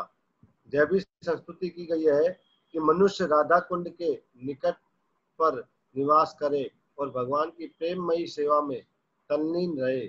उसे नियमित रूप से वह स्नान करना चाहिए और श्री राधा रानी तथा उनके सहायक गोपियों की शरण ग्रहण करके सारी भौतिक धारणाओं का परित्याग कर देना चाहिए। यदि कोई जीवन भर इसी तरह संलग्न रहता है, तो शरीर छोड़ने पर वह श्री राधा की वैसी ही सेवा करने के लिए भगवान के पास लौट जाएगा, जैसा कि उसने अपने जीवन में राधा कुंड के किनारे रहकर सोचा था। निष्कर्ष यह है कि राधा कुंड के किनारे रहना तथा नित्य उसमें स्नान करना भक्ति की सर्वोच्च सिद्धि है। नारद जैसे महान ऋषियों तथा भक्तों के लिए भी इस पद को प्राप्त कर पाना कठिन है। इस प्रकार से राधा कुंड की महिमा की कोई सीमा नहीं है। राधा कुंड की सेवा करने से मनुष्य गोपियों के शाश्वत मार्गदर्शन में रहकर श्रीमती राधा रानी के सहायक बनने का अवसर प्राप्त कर सकता है।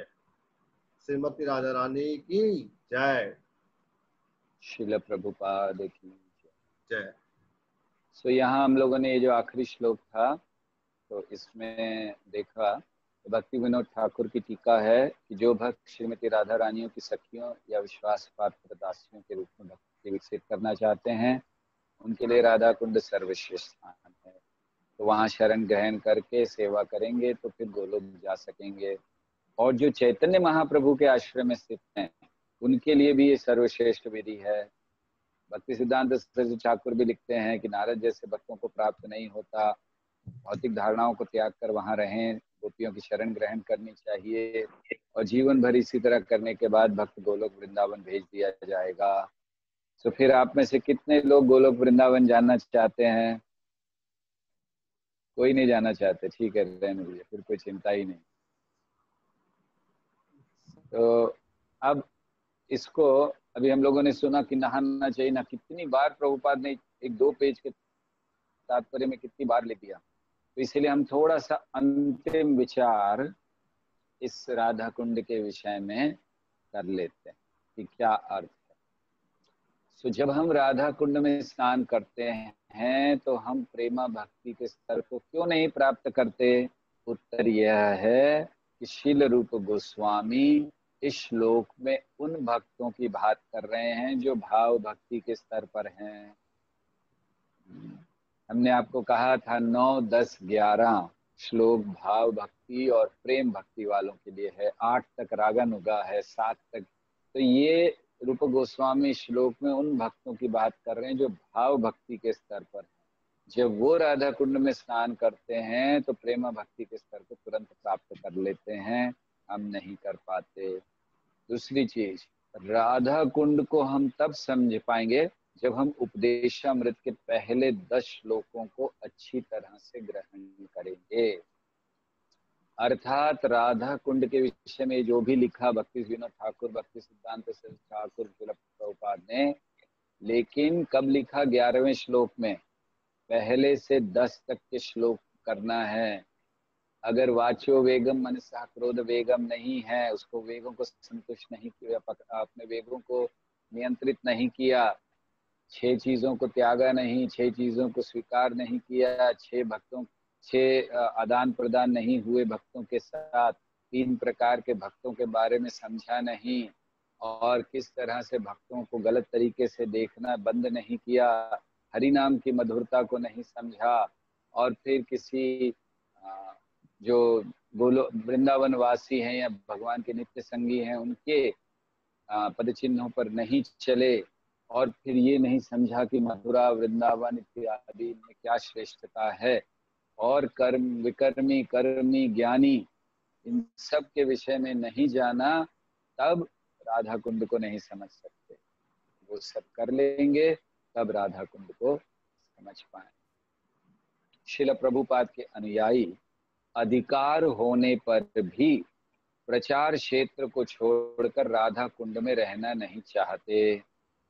आप में से बहुत से लोगों ने परम पूज्य भक्ति चारू महाराज का वो प्रवचन सुना होगा जो उन्होंने अमेरिका जाने से पहले दिया था, और उसमें उन्होंने यही बात कही थी।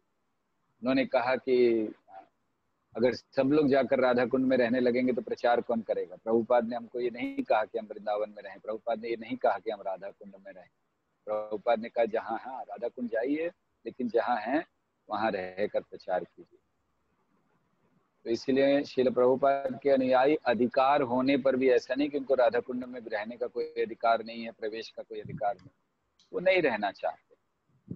और श्रील प्रभुपाद नहीं चाहते थे कि हम अधिक समय राधा कुंड में बिताएं, जैसे महाराज बोल रहे थे। वहाँ के बाबा जियों का दूर से ही सम्मान करना उचित है। तो राधा कुंड में स्नान करने के विषय में भक्तों को अपने गुरु से अनुमति लेना ठीक रहेगा, अपने मन से स्नान नहीं करना चाहिए। हम आपको बताते हैं कि क्या होता है। यार अभी तो ये हमने कह दिया, इसको निकाल देते हैं। अभी आपको बताते हैं, हम कुछ वर्ष पहले गोवर्धन की परिक्रमा कर रहे थे। हमें ज्यादातर परिक्रमा अकेले करना अच्छा लगता है गोवर्धन की, लेकिन हमारे साथ में एक बहुत वृद्ध व्यक्ति थे, तो उन्होंने भी कहा कि हमें भी करनी, हम पूरी तो चल के नहीं कर पाएंगे, हम रिक्शे में करेंगे, आप चल के करें। हमने कहा ठीक है। हम तो हमें लगा कि तो अलग रहेंगे। और साथ में एक ब्रह्मचारी आ गए, तो वो ब्रह्मचारी बम्बई मंदिर से थे। यंग ब्रह्मचारी थे। उन्होंने भी हमसे कहा प्रभु जी प्लीज मैं भी साथ में। मैंने कहा ठीक है, बात नहीं करना, चलो साथ में, ठीक। तो हम लोग 3 लोग ऐसे परिक्रमा कर रहे थे, तो वो रिक्शा से कर रहे थे, करते करते राधा कुंड में आए तो सब साथ में आ गए। पूरी परिक्रमा ऑलमोस्ट समाप्त हो गई थी, हमने राधा कुंड से ही शुरू किया।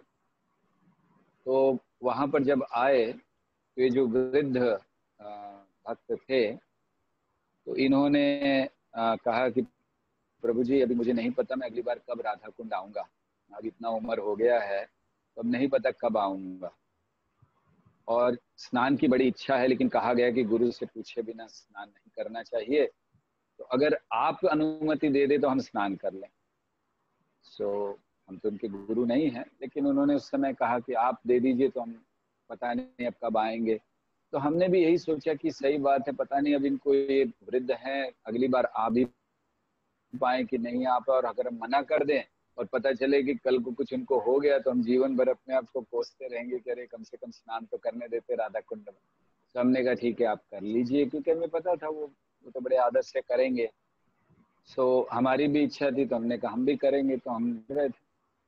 तो इतने में वो जो ब्रह्मचारी थे उन्होंने हमसे पूछा प्रभु जी मैं भी कर लूं। तो मैंने कहा देखो अच्छी बात नहीं है, तो अब लेकिन हम कैसे मना करें, हम कर रहे हैं, उनको करने दिया, अब इनको कहें कि नहीं तो कहेंगे कि ये तो आप पक्षपात करते हो। हमने कहा ठीक है कर लो, बट ज्यादा नहीं करना। बोले बस अभी। तो हम जनरली जब स्नान करते हैं तो स्नान नहीं करते हैं, राधा कुंड में 3 डुबकी लगाते हैं, फिर जाके श्याम कुंड में 3 डुबकी, फिर राधा कुंड में, और फिर बाहर। बस हमने जो वृद्ध थे उनको भी यही कहा था, वो यही कर रहे थे। और हमें ये ब्रह्मचारी थे, हमें लगा नहीं कि कुछ ऐसा करेंगे, तो हमने 3 डुबकी ली, फिर हम श्याम कुंड में गए। जब वापस आए डुबकी लेने के लिए तो देखा कि ये स्विमिंग कर रहे, हाफ हाफ हाफ हाफ ऐसे हाथ मार रहे, पूरा पानी उड़ रहा है।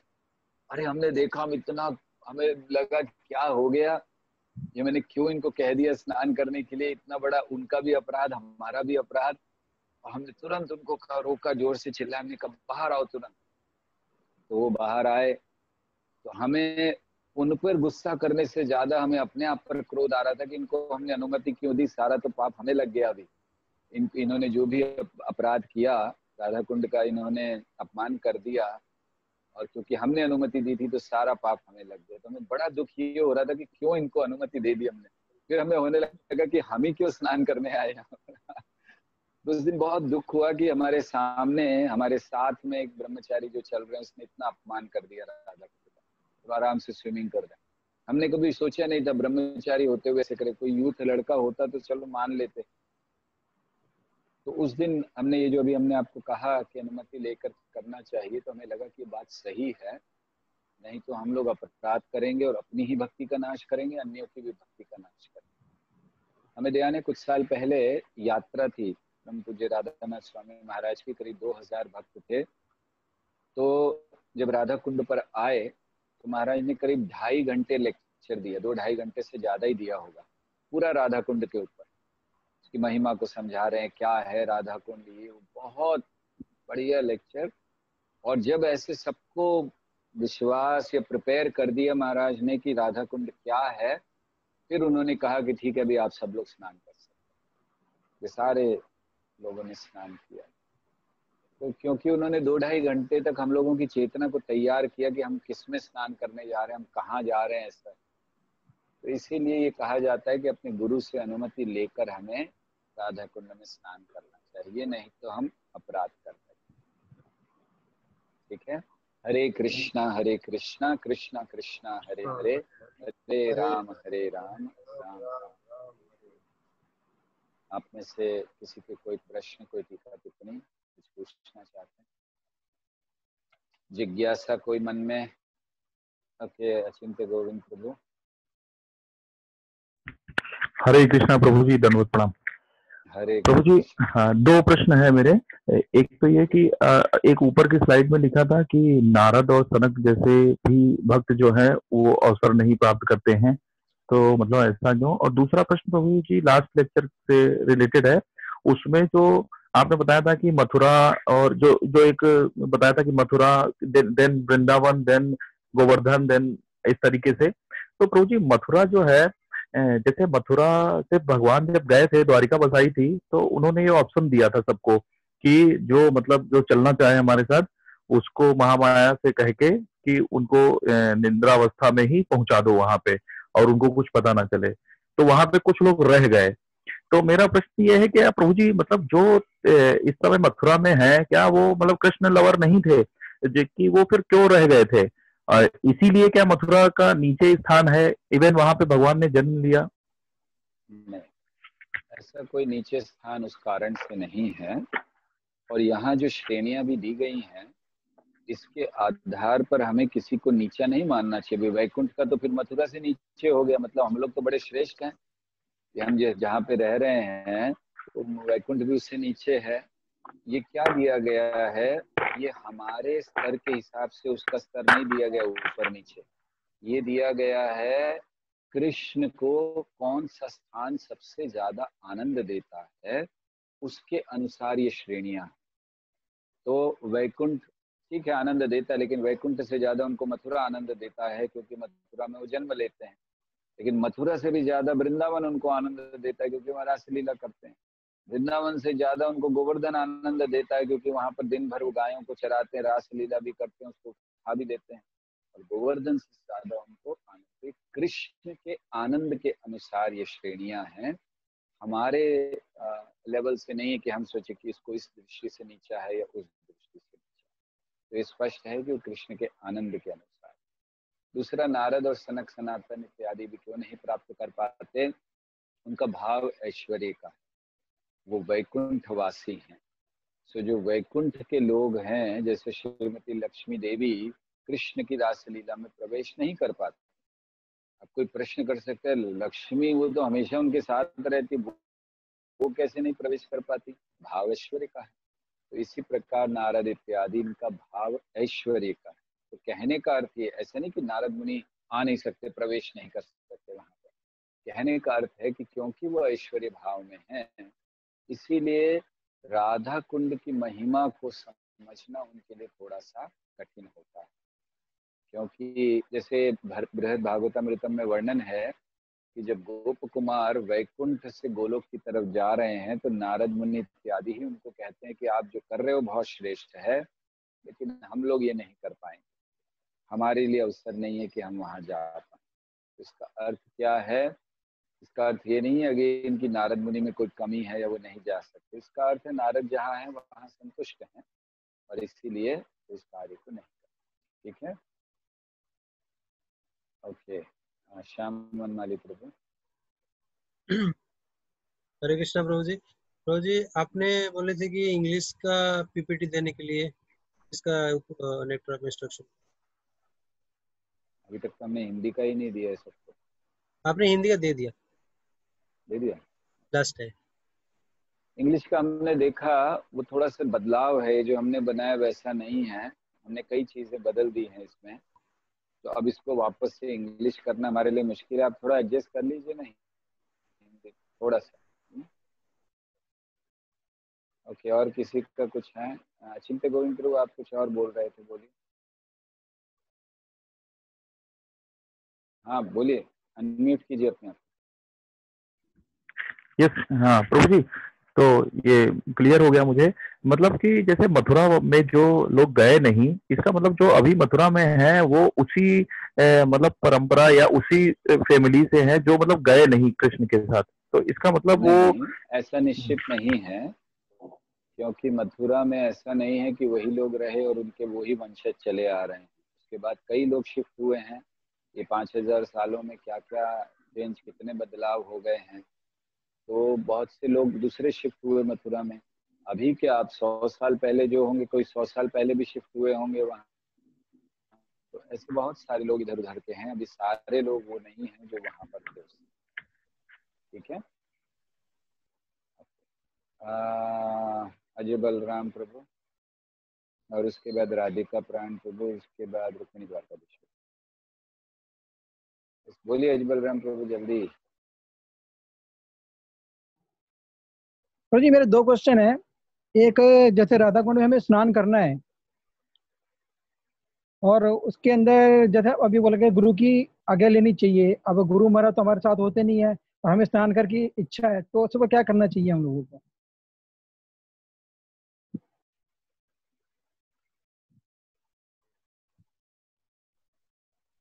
ओके, जब आज बलराम प्रभु वापस आएंगे तब उनका प्रश्न लेंगे। तब तक राधिका प्राण प्रभु। हरे कृष्ण प्रभु जी, आवाज आ रही है मेरी? ओके। हाँ जी, आ रही है। तो प्रभु जी, अभी उसी अचिंत गोविंद प्रभु के ही प्रश्न में रह गया जो मुझे आपसे समझना है। अगर कि एक प्रश्न उसमें ये था कि जो मथुरा से नहीं गए वहां पर भगवान के साथ द्वारिका में, वहीं रह गए, तो क्या वो भगवान को प्रेम न करने वाले लोग थे या किस प्रकार के लोग थे? अगर वो भगवान से प्रेम करते तो वो गए क्यों नहीं द्वारका, वहीं मथुरा ही क्यों रह गए? एक्चुअली भागवतम में ऐसा वर्णन नहीं है कि कुछ लोग वहां रह गए और भगवान ने चॉइस दी वगैरह, नहीं वर्णन है भागवत में। भागवत में केवल इतना ही वर्णन है कि भगवान ने रातों रात सबको वहां से वहां शिफ्ट कर दिया। भगवान फिर आए वापस, द्वारका का सब सेटल करके। बलराम जी यहीं थे, फिर उन्होंने बलराम जी और वो फिर दोनों वहां से निकल गए और भागे और समाप्त। यही वर्णन केवल है, ये वर्णन किया नहीं गया, इसलिए विस्तार से उसको कहीं समझाया नहीं है कि क्या कारण था, क्यों नहीं गए। इसलिए हम अभी स्पेकुलेशन उस पर करना नहीं चाहते कि ये कारण होगा या वो कारण। ठीक है। दूसरा प्रश्न है प्रभु जी, भी दो और प्रश्न है। एक है श्लोक संख्या 3 से संबंधित है, जिसमें कि थोड़ी परिभाषाओं को लेकर के समस्या है प्रभु जी। उत्साह की परिभाषा तो प्रभुपाद जी के तात्पर्य में मिला, लेकिन निश्चय और धैर्य को कैसे परिभाषित करेंगे? और इन तीनों में संबंध, एक प्रश्न है, उत्साह, निश्चय और धैर्य की परिभाषा दीजिए और समझाइए कि इन तीनों में संबंध क्या है। तो संबंध क्या है आपको नहीं पता? उत्साह में, निश्चय में, धैर्य में परिभाषित कैसे करेंगे निश्चय और धैर्य को? अच्छा, उत्साह का तो स्पष्ट है। निश्चय का विषय भी प्रभुपाद लिखते हैं, जहां उन्होंने नीचे श्रद्धा का वर्णन किया है। कहाँ गया तीसरा श्लोक?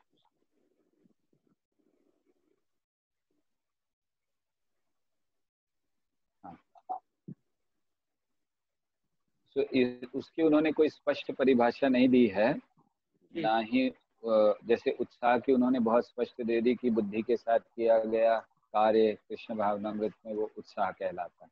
जी जी। और फिर निश्चय मतलब नीचे प्रभुपाद दिखला रहे हैं कि बहुत ध्यान से देखना चाहिए कि अवश्य राखी बे कृष्ण, कृष्ण हमेशा मेरी रक्षा करेंगे। तो वहां पर प्रभुपाद लिख रहे हैं ना कि इसको कॉन्फिडेंस कहा गया है। उसी में जहां ऊपर वो लिखा है उत्साह, उसी में आखिरी मतलब थोड़ा 2 पैराग्राफ नीचे प्रभुपाद कहते हैं दिस इज कॉल्ड कॉन्फिडेंस, इसको निश्चय कहते हैं। ओके, मिला आपको?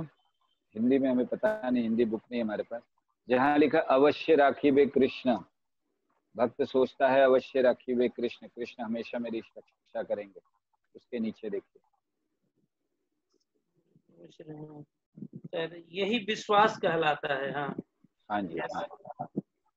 तो यही निश्चय के लिए यही कह सकते हैं, निश्चय के लिए वही कहना है। यस, ओके, ठीक है।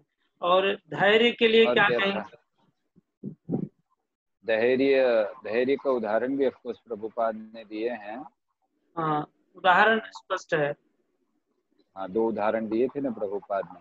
जी जी, एक तो वो विवाहिता कन्या का दिया है और एक जो है अकेले खुद अपना ही दिया है। जी, अपना दिया है। उसी में वहां पर है, वो कहाँ गया पेज देख रहे हैं। ये अवश्य रखबे से प्रभु जी पहले ही पैराग्राफ उसी में है, उसी वाले में पैराग्राफ में ही है। अंग्रेजी movement was started single handedly. हाँ,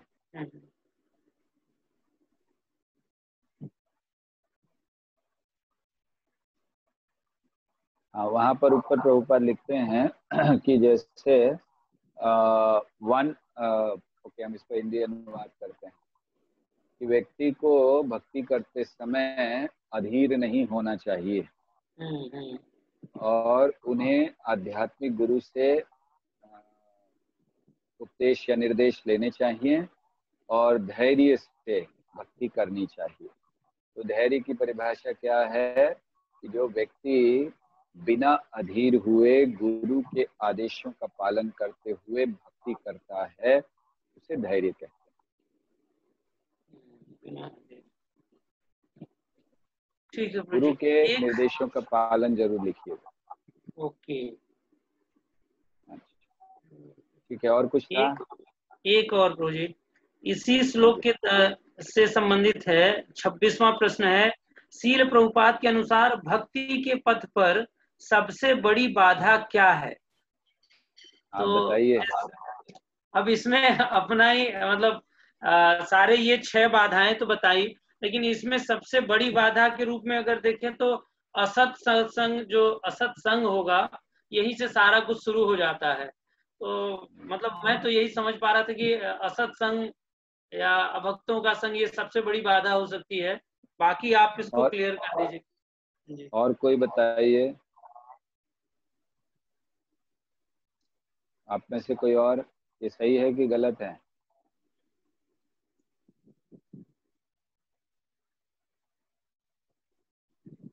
हम ये देख रहे हैं कि कहाँ पर प्रभुपाद ने लिखा हुआ है, इसीलिए हमें पता तो है, हम जस्ट वो पढ़ने का प्रयास कर रहे हैं। ये सबसे बड़ी बात है। ऐसा मुझे मिला नहीं प्रभु जी। नहीं है कहीं है?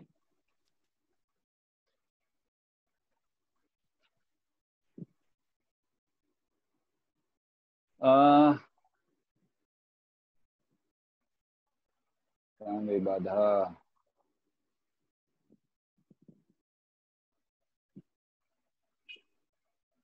हमने एक बार बोला भी था शायद, बोलते बोलते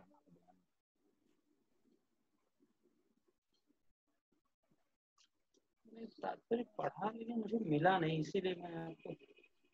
अच्छा ठीक है, वो हम आपको बताते हैं। और कोई किसी का प्रश्न है तब तक बोलिए। किसी का और कोई प्रश्न है?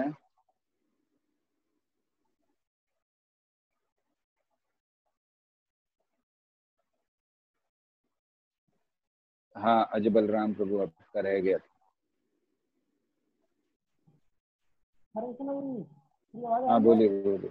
हाँ जी। वो प्रश्न है, राधा कुंड में स्नान के अगर जब जाते हैं हम लोग वहाँ पे, वो बहुत धीरे आ रही है आपकी आवाज।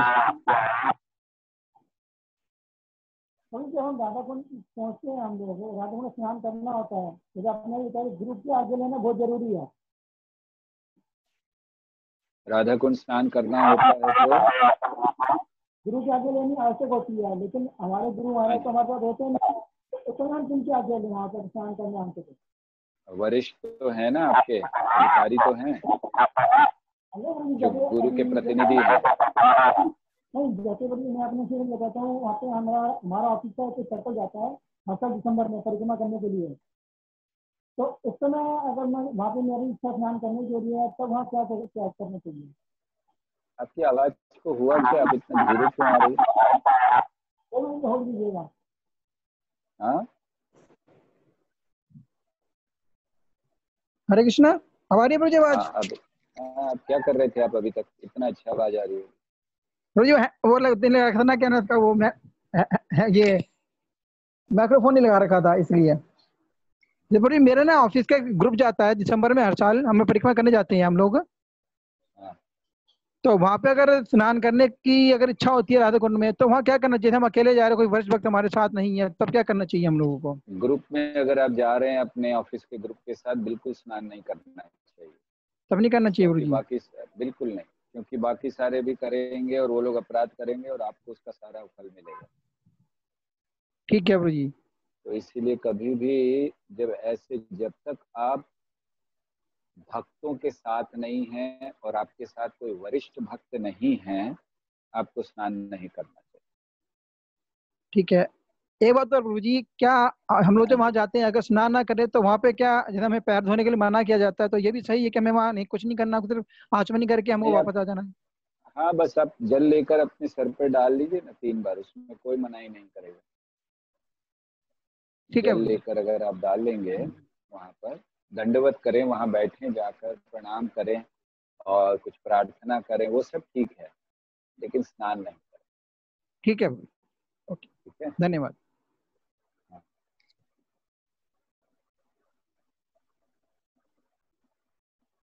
और कोई प्रश्न है किसी का?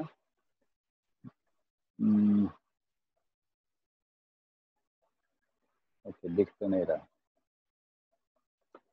ठीक है, बहुत बहुत धन्यवाद आप सबका। ओके, दिव्य प्रेम प्रभु, आखिरी प्रश्न। हरे कृष्णा। हाँ जी प्रभु। हरे कृष्णा, दंड प्रणाम प्रभु जी। धन्यवाद प्रभु जी, मैं ये कल की क्लास के लिए पूछना चाह रहा था कि इसमें नए भक्तों को इनवाइट कर सकते हैं? हाँ हाँ, कर सकते। ठीक ये है। जो कल शाम को हो रही है ना? हाँ जी, जो कल से कंटिन्यू होगी। हाँ जी, कर सकते, कोई प्रॉब्लम नहीं। ठीक। अगर एकदम नए भक्त हों तो ना करें तो अच्छा है। हाँ बिल्कुल, नए की बात कर रहा था, बिल्कुल जो अभी टेम्पल भी नहीं गए, संडे में। हाँ जी, जो टेम्पल भी नहीं गए कभी, ऐसे भक्तों के लिए बिल्कुल नए, बिल्कुल न्यू। मेरे ख्याल से उनको संडे के क्लास में जोड़ दें तो ज़्यादा अच्छा रहेगा। ठीक है। लेकिन अगर उनको सुनने उनने में रुचि है, कोई ऐसे हैं जिनको आप जानते हैं कि इनको अच्छा लगता है श्रवण करना, थोड़ा बहुत समझ में आएगा, तो उनको कर दे। क्योंकि हम लोग कई चीज़ें ऐसे बोलेंगे जो डिवोटीज के लिए है ना, बोलते बोलते अगर देवी देवताओं का कभी वर्णन आ जाता, अभी पता नहीं आएगा। हाँ, ऐसा हो सकता है। तो वो हम कहीं कहीं बोल देते हैं, तो वो लोगों को बुरा लग जाता है जो एकदम नए होते हैं। ठीक है, उनके लिए संडे ठीक है। अभी संडे कर लीजिए थोड़ा उनको। इसीलिए हमने उस दिन जब बातचीत हुई थी कि पब्लिसिटी करनी है, हमने इसलिए मना भी किया था कि पहले जो डिवोटीज तो आ ही रहे हैं, नए लोगों को एकदम ना जोड़ें। ठीक है प्रभु जी, ठीक। हरे कृष्ण। हरे कृष्ण। राधिका प्राण प्रभु, आपको मैं देखकर बताता हूँ बड़ा ऊपर ने क्या कहा। हाँ जी महादेव प्रभु। हरे कृष्णा प्रभु जी, आपने कल की क्लास में एक चीज बोली थी सभी को कि जो वन है वृंदावन के 12 वन, उनके नाम बताने के लिए बोला था। आप इतने उत्साह से पूछ रहे हो, हमें पता है कि आपने लिखा हुआ है सामने आपके है, इसीलिए आप उसको कह रहे हो, वरना ये प्रश्न आप नहीं उठाते मेरे को याद आ गया था प्रभु जी, वो आपने बोला था इसलिए। अच्छा ठीक है, 12 वनों का वर्णन कौन कर सकते हैं? हाथ उठाइए, किसको किसको पता है। महादेव प्रभु को तो नहीं पता, हमें पता है, मैंने हाथ नहीं। और कोई? राधिका प्राण प्रभु, द्वारकाधीश प्रभु, और कोई 12 वनों का? 3 ही हाथ दिखाई दे रहे हैं। अचिंत्य गोविंद प्रभु, राधिका प्राण प्रभु, रुक्मिणी द्वारकाधीश, स्वरूपानंद प्रभु 4। और किसी को नहीं पता है? 12 श्री अद्वैत आचार्य प्रभु 5। बाकी लोग कम से कम 12 लोग तो हों 12 वनों का वर्णन करने वाले।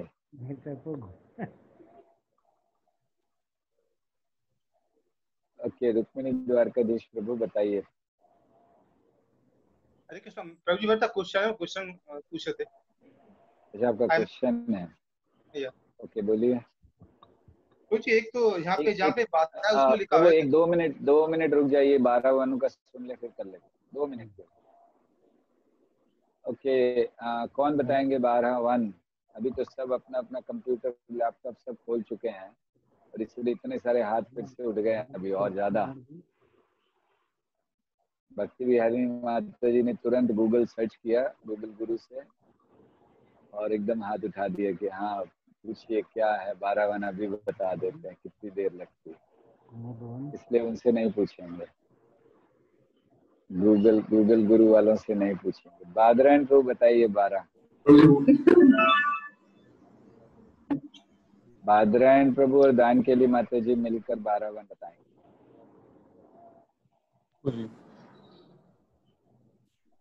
हरे कृष्ण प्रभु जी। हाँ बोलिए प्रभु जी, मैं 6 बताऊंगा, 6 दान के लिए बताएंगे, क्योंकि मैंने हाथ नहीं उठाया। जो 6 आप दोनों को याद है वो आप बता दोगे, और फिर माता जी को परेशानी में डालोगे बाकी से। ठीक है, बोलिए।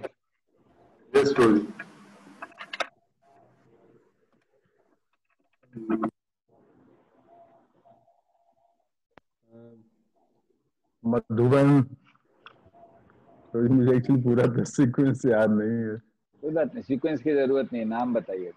जहाँ जहाँ गए प्रभु जी बात कर लेते। भांडेर वन, मधुबन, कामवन, वृंदावन। ठीक से करिए, काउंट कर सके आप। ऐसे याद कर रहे हो कि हमें पता नहीं चल रहा काउंट किसको करना। कितने हो गए? सीक्वेंस याद। महावन। नहीं सीक्वेंस नहीं, काउंट तो कर लीजिए, कितने बोल दिए आपने। अच्छा तो इधर चलते हैं। अभी जो नजदीक हमारे हाईवे के पास में भांडेर वन, महावन, वृंदावन, मधुवन, कामवन, लोम, ऐसा कुछ तो नाम रोज लोम वन साइड है कुछ। लोम नहीं, लोम हाँ कुछ ऐसा ही है रोज, मुझे याद नहीं है लेकिन माँ नहीं है। हाँ लो वन ऐसा कुछ। लोह वन। लो वन ऐसा कुछ। रोज में 6 बता दिए, 6 दान के लिए बताएंगे। 50-50। माता जी को दीजिए।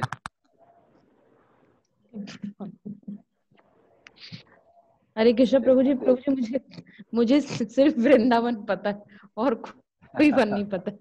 आप ब्रजवासी हो, आपको बस खाली वृंदावन पता है, उसके आगे कुछ पता नहीं। ओके, और कोई अभी और देखते हैं कोई जो लोग बड़े प्रसन्न नहीं नजर आ रहे, जो सर नीचे कर रहे हैं, ऐसे लोगों को देखते हैं। जो प्रसन्न आ रहे हैं उनके तो सामने स्क्रीन पर है, हमें पता है। और शांतिपुर प्रभु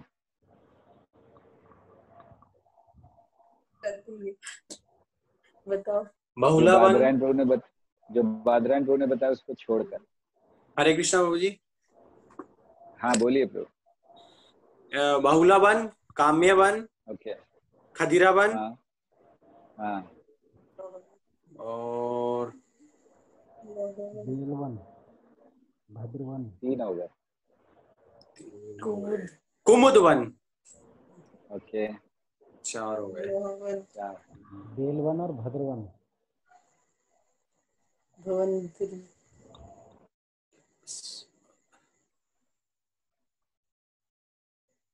ओके ठीक है, चलो कहीं ना कहीं तो पहुंचे, थोड़ा थोड़ा निकल। नेक्स्ट। ओके, रेवती वंदना माता जी, पहली बार किसी प्रश्न का उत्तर देने के लिए इतना उत्साह दिखाई दे रहा है आपको। प्रभु जी मुझे एक ही पता। हरे कृष्ण प्रभु जी मुझे एक ही पता है। हाँ, अरे हमें लगा 12। आप इतने अच्छे हाथ उठा रहे थे, हमें लगा पूरे 12 आप बोलने वाले इतने उत्साह से। हाँ प्रभु, मैंने प्रभु जी के नोट करे हैं, बोल दो एक बार सारे। नहीं, देख कर नहीं। प्रभु जी निधि वन। अच्छा, 12 में से 1-2 वन पता है कि नहीं आपको? एक मुझे 2 पता है, वृंदावन और निधि वन। निधि वन 12 वनों में नहीं आता। ओके, अभी किसको?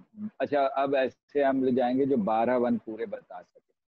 अब एक आदमी तो माता जी, राम भक्त माता जी, हरिस्मरण प्रभु कहाँ है? दिखाई नहीं दे रहे। हरे कृष्ण प्रभु जी। हरे कृष्ण। हरिस्मरण प्रभु कहाँ है? आज प्रश्न ही नहीं पूछा, मुझे तभी याद है। हाँ, वो थोड़ा काम से गए थे प्रभु जी, अभी आए हैं। अच्छा ठीक है, बताइए 12 वन आप बताने वाले हो? हाँ प्रभु जी, कोशिश करूंगी जितने याद है। हाँ बोलिए। कुमुद वन, काम्य वन, कोकिला वन, भांडेर वन, भद्रवन, बहुला वन, मधुवन, लोहवन और खिदिरावन। हाँ, खादिरावन और 3 रह गए मतलब, 9 बता दिया। हाँ, भूल गए प्रभु जी। ओके, वेरी गुड, बट कम से कम 9 बताए आपने। जय। अच्छा, अब ऐसे कोई भूलने वाले ना हो वो हाथ ऊपर कीजिए। 12 के 12 बिना स्क्रीन पर देखे सामने जो बता सके। कुछ लोगों के हाथ उठ रहे थे, वो फिर कंफ्यूजन में आ गए। अचिंत्य गोविंद प्रभु बताइए। यस, हरे कृष्णा प्रभु जी। प्रभु जी देखिए, 7 वन यमुना के एक तरफ हैं और 5 यमुना के दूसरी तरफ हैं। मतलब जैसे मैंने याद किया था कभी, तो देखिए 7 जो है वो मधुबन हो गए। स्क्रीन पे तो नहीं है ना यमुना? नहीं नहीं नहीं नहीं नहीं लो जी। तो मधुबन, तालवन, कुमुदवन और वृंदावन और काम्यवन और अब पता नहीं भांडीर वन इधर है कि उधर खांडीर वन है, मतलब मैं थोड़ा कंफ्यूज हूँ। और बहुला वन हो गया। ठीक है, तो हो ये गया। 7 हो गए। अब 7 हो गए। 7 अगर नहीं हुए अगर प्रभु जी, 7 नहीं हुआ, फिर से लो जी, बताओ। मधुवन, तालवन, कुमुदवन, वृंदावन, काम्यवन और बहुलावन और अब खांडीर और भांडीर में से मुझे कंफ्यूजन है, मतलब मैं भूल गया हूँ थोड़ा कि कौन सा इधर है। अच्छा, दूसरी तरफ अब आते हैं। तो एक तो है महावन है, भांडीर या खांडीर वन में से एक है, और भाद्र वन है, और महावन है, और एक देखिए एक गूगल बताएंगे। एक एक नहीं याद आ रहा है, एक और है। लक्ष्मी जी कहाँ पर है? अच्छा, बिलव वन कौन सा है? बेलवन। Well one. अच्छा बस ठीक है, चलिए, जय धन्यवाद। ओके, सो कोई और कुछ कहना चाहते हैं इससे पहले कि समाप्त करें? टाइम हो गया, 9 बज गए। ओके, अभी द्वारकाधीश, रुक्मिणी द्वारकाधीश को आपका प्रश्न था, आप पूछिए। हरे कृष्ण प्रणाम प्रभु। धन्यवाद प्रभु जी, यहाँ पे जो बाधा के इसमें इंग्लिश के में लिखा हुआ है कि neglect of the regulatory principles will destroy devotional service. तो हम इसको क्या, जो सबसे बड़े बाधा वो ऐसा लिख सकते हैं क्या? वहाँ पर लिखा है कि वो सबसे बड़ी बाधा है? नहीं सर, केवल इतना ही लिखा हुआ Prabhu ji, neglect of the regulatory principles will destroy devotional service. हाँ, वैसे वो है, लेकिन अभी मुझे वो एक प्रभुपाद का सेंटेंस ढूंढ रहा हूँ जिसमें उन्होंने लिखा है ये बात, मुझे इसमें क्यों नहीं मिला पता नहीं। उन्होंने लिखा है कि दिस इज द बिगेस्ट, वो बताएंगे हम आपको। प्रभु जी एक दूसरा है प्रभु, जहाँ पर आपने स्टेजेस ऑफ भक्ति लिखा था, उसमें जो भाव भक्ति और प्रेम भक्ति दोनों का ही क्लब करके सारे पॉइंट्स इसमें लिखे हुए हैं, लेकिन वो सारे पॉइंट्स बुक में देखते हैं वो सारे भाव भक्ति के दिए हुए हैं, प्रेम भक्ति का तो अलग से इसमें कुछ हमको मिला नहीं, तो उसका कैसे करेंगे? प्रेम भक्ति का वर्णन नहीं किया, भाव भक्ति के ही ज्यादा वर्णन किए हैं, प्रेम भक्ति का वर्णन नहीं किया गया है। अभी हमारा स्तर नहीं है, वो सब आएगा अभी जब हम नेक्स्ट ऑफ डिवोशन में जाएंगे, वहां पर लक्षण सारे दिए गए प्रेम भक्ति के, भाव भक्ति के, भाव भक्तों के बड़े विस्तार से वहां पर लक्षण है। इसलिए हमने आपको कहा था कि यहाँ पर बहुत संक्षेप में होगा। जैसे जब नेक्स्ट ऑफ डिवोशन में जाएंगे तो भाव भक्तों के भी बहुत सारे और गुण आने वाले हैं। ये जैसे हम लोग अभी जो चर्चा करते हैं, नाम गाने सदा रुचि, अव्यर्थ कालत्वम, ये सारे वो लक्षण, क्या लक्षण है भाव भक्त के, वो सब आएंगे उसमें। तो अभी आप थोड़ा सा इंतजार कीजिए। Thank you, Hare Krishna. Hare okay, so आप लोगों का बहुत बहुत धन्यवाद। आभारी हैं आपके कि इतना समय आपने सहन किया हमें, और हम पूरा प्रयास करेंगे कि आगे का कोई भी विषय हम ना पढ़ाएं आपको, प्रयास करेंगे। लेकिन अगर आपका दुर्भाग्य हुआ तो हमें ही पढ़ाना पड़ेगा। हम प्रयास कर रहे हैं कि अभी नेट पे तो बहुत सारे लोग इस समय मिल रहे हैं, तो हम और किसी को कहें, लेकिन अब जन्माष्टमी तक रुकना होगा। तो जन्माष्टमी के बाद हम लोग प्रारंभ करेंगे भगवद गीता या नेक्स्ट ऑफ डिवोशन, जैसे भी जो पढ़ाने वाले मिलेंगे। सो आप सबसे यही प्रार्थना है कि बड़ी तीव्रता से आप प्रार्थना कीजिए गौर नटराज दयाल निताई से कि इसके बाद हमें आपको पढ़ाना ना पड़े, ताकि आप लोगों को कुछ अच्छा मिले और कोई अच्छे, मतलब आपको पता चले कि नेक्टर क्या होता है। क्योंकि बारिश होने से पहले अगर सूखा पड़ जाए तो बारिश का महत्व पता चलता है। तो इसीलिए हम हमेशा भक्ति शास्त्री पहले पढ़ाते हैं। फर्स्ट पहला जो क्लास होता है सब्जेक्ट वो हम ही लेते हैं, ताकि लोगों को पता चल जाए कि सूखा क्या होता है और जब बारिश होगी तब उसका आनंद ले सकें। तो बहुत बहुत धन्यवाद आप सबका सहन करने के लिए। श्री अद्वैताचार्य प्रभु, आखिरी प्रश्न इसके बाद और किसी का नहीं लेंगे, समय काफी हुआ है, बोलिए। कृष्ण प्रभु जी, डॉक्टर साहब, मैं तो आपसे सविनय निवेदन करूंगा कि आप ही क्लास में आगे भी। प्रश्न है तो ठीक है प्रभु जी, यही हमारा प्रश्न क्वेश्चन, मतलब यही हमें कहना है, आपसे निवेदन करना है। क्या? आप ही आके क्लास ले प्रभु जी, आगे भी आप ही क्लास लीजिए। हाँ, ताकि कोई स्ट्रिक्ट डांटने वाला आ गया तो तकलीफ हो जाएगी, इसीलिए यही ठीक है जो चल रहा है, हमें पता नहीं, है, ऐसी कोई सब बात पता नहीं। है क्यों। नहीं, ऐसे कैसे प्रभु जी।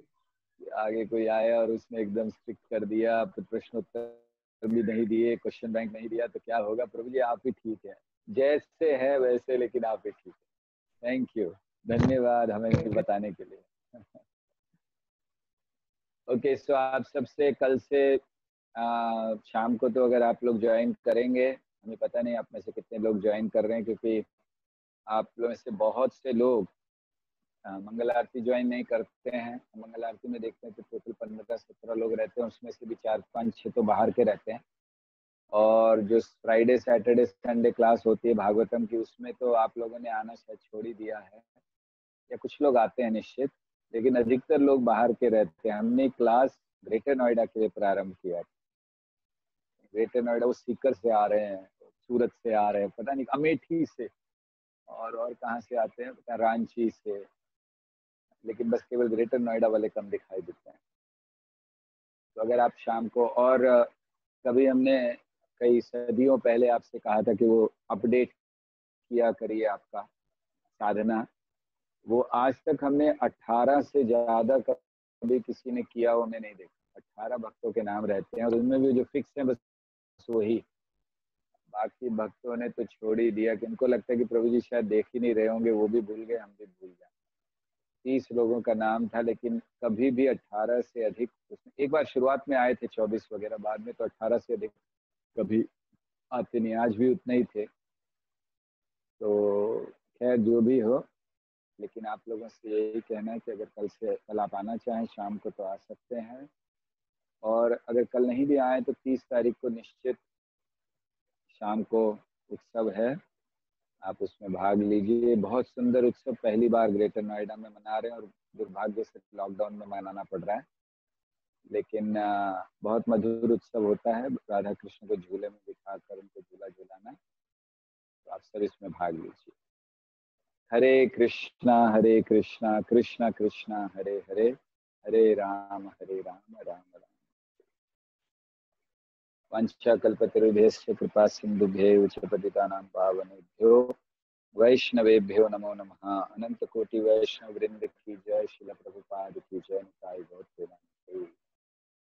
और एक केवल विनती आपसे कि इसको आप पढ़ते रहिएगा, इन दोनों को। एग्जाम कभी भी अनाउंस हो सकता है, फिर उस समय मत कहिएगा कि अभी 15 दिन का समय चाहिए पढ़ने के लिए, 20 दिन अभी से कह रहे हैं, बहुत समय है। जन्माष्टमी तक नहीं होगा, लेकिन जन्माष्टमी के बाद कभी भी हो सकता है। तो आज से जन्माष्टमी तक 15 दिन बाकी हैं, 15 से ज़्यादा। 12 को है जन्माष्टमी, आज 22 तारीख है, तो ऑलमोस्ट 20 दिन बाकी हैं। उसके बाद कभी भी हो सकता है, तो आप लोग तैयार रहिएगा, ठीक है। हरे कृष्णा। श्रील प्रभुपाद की जय।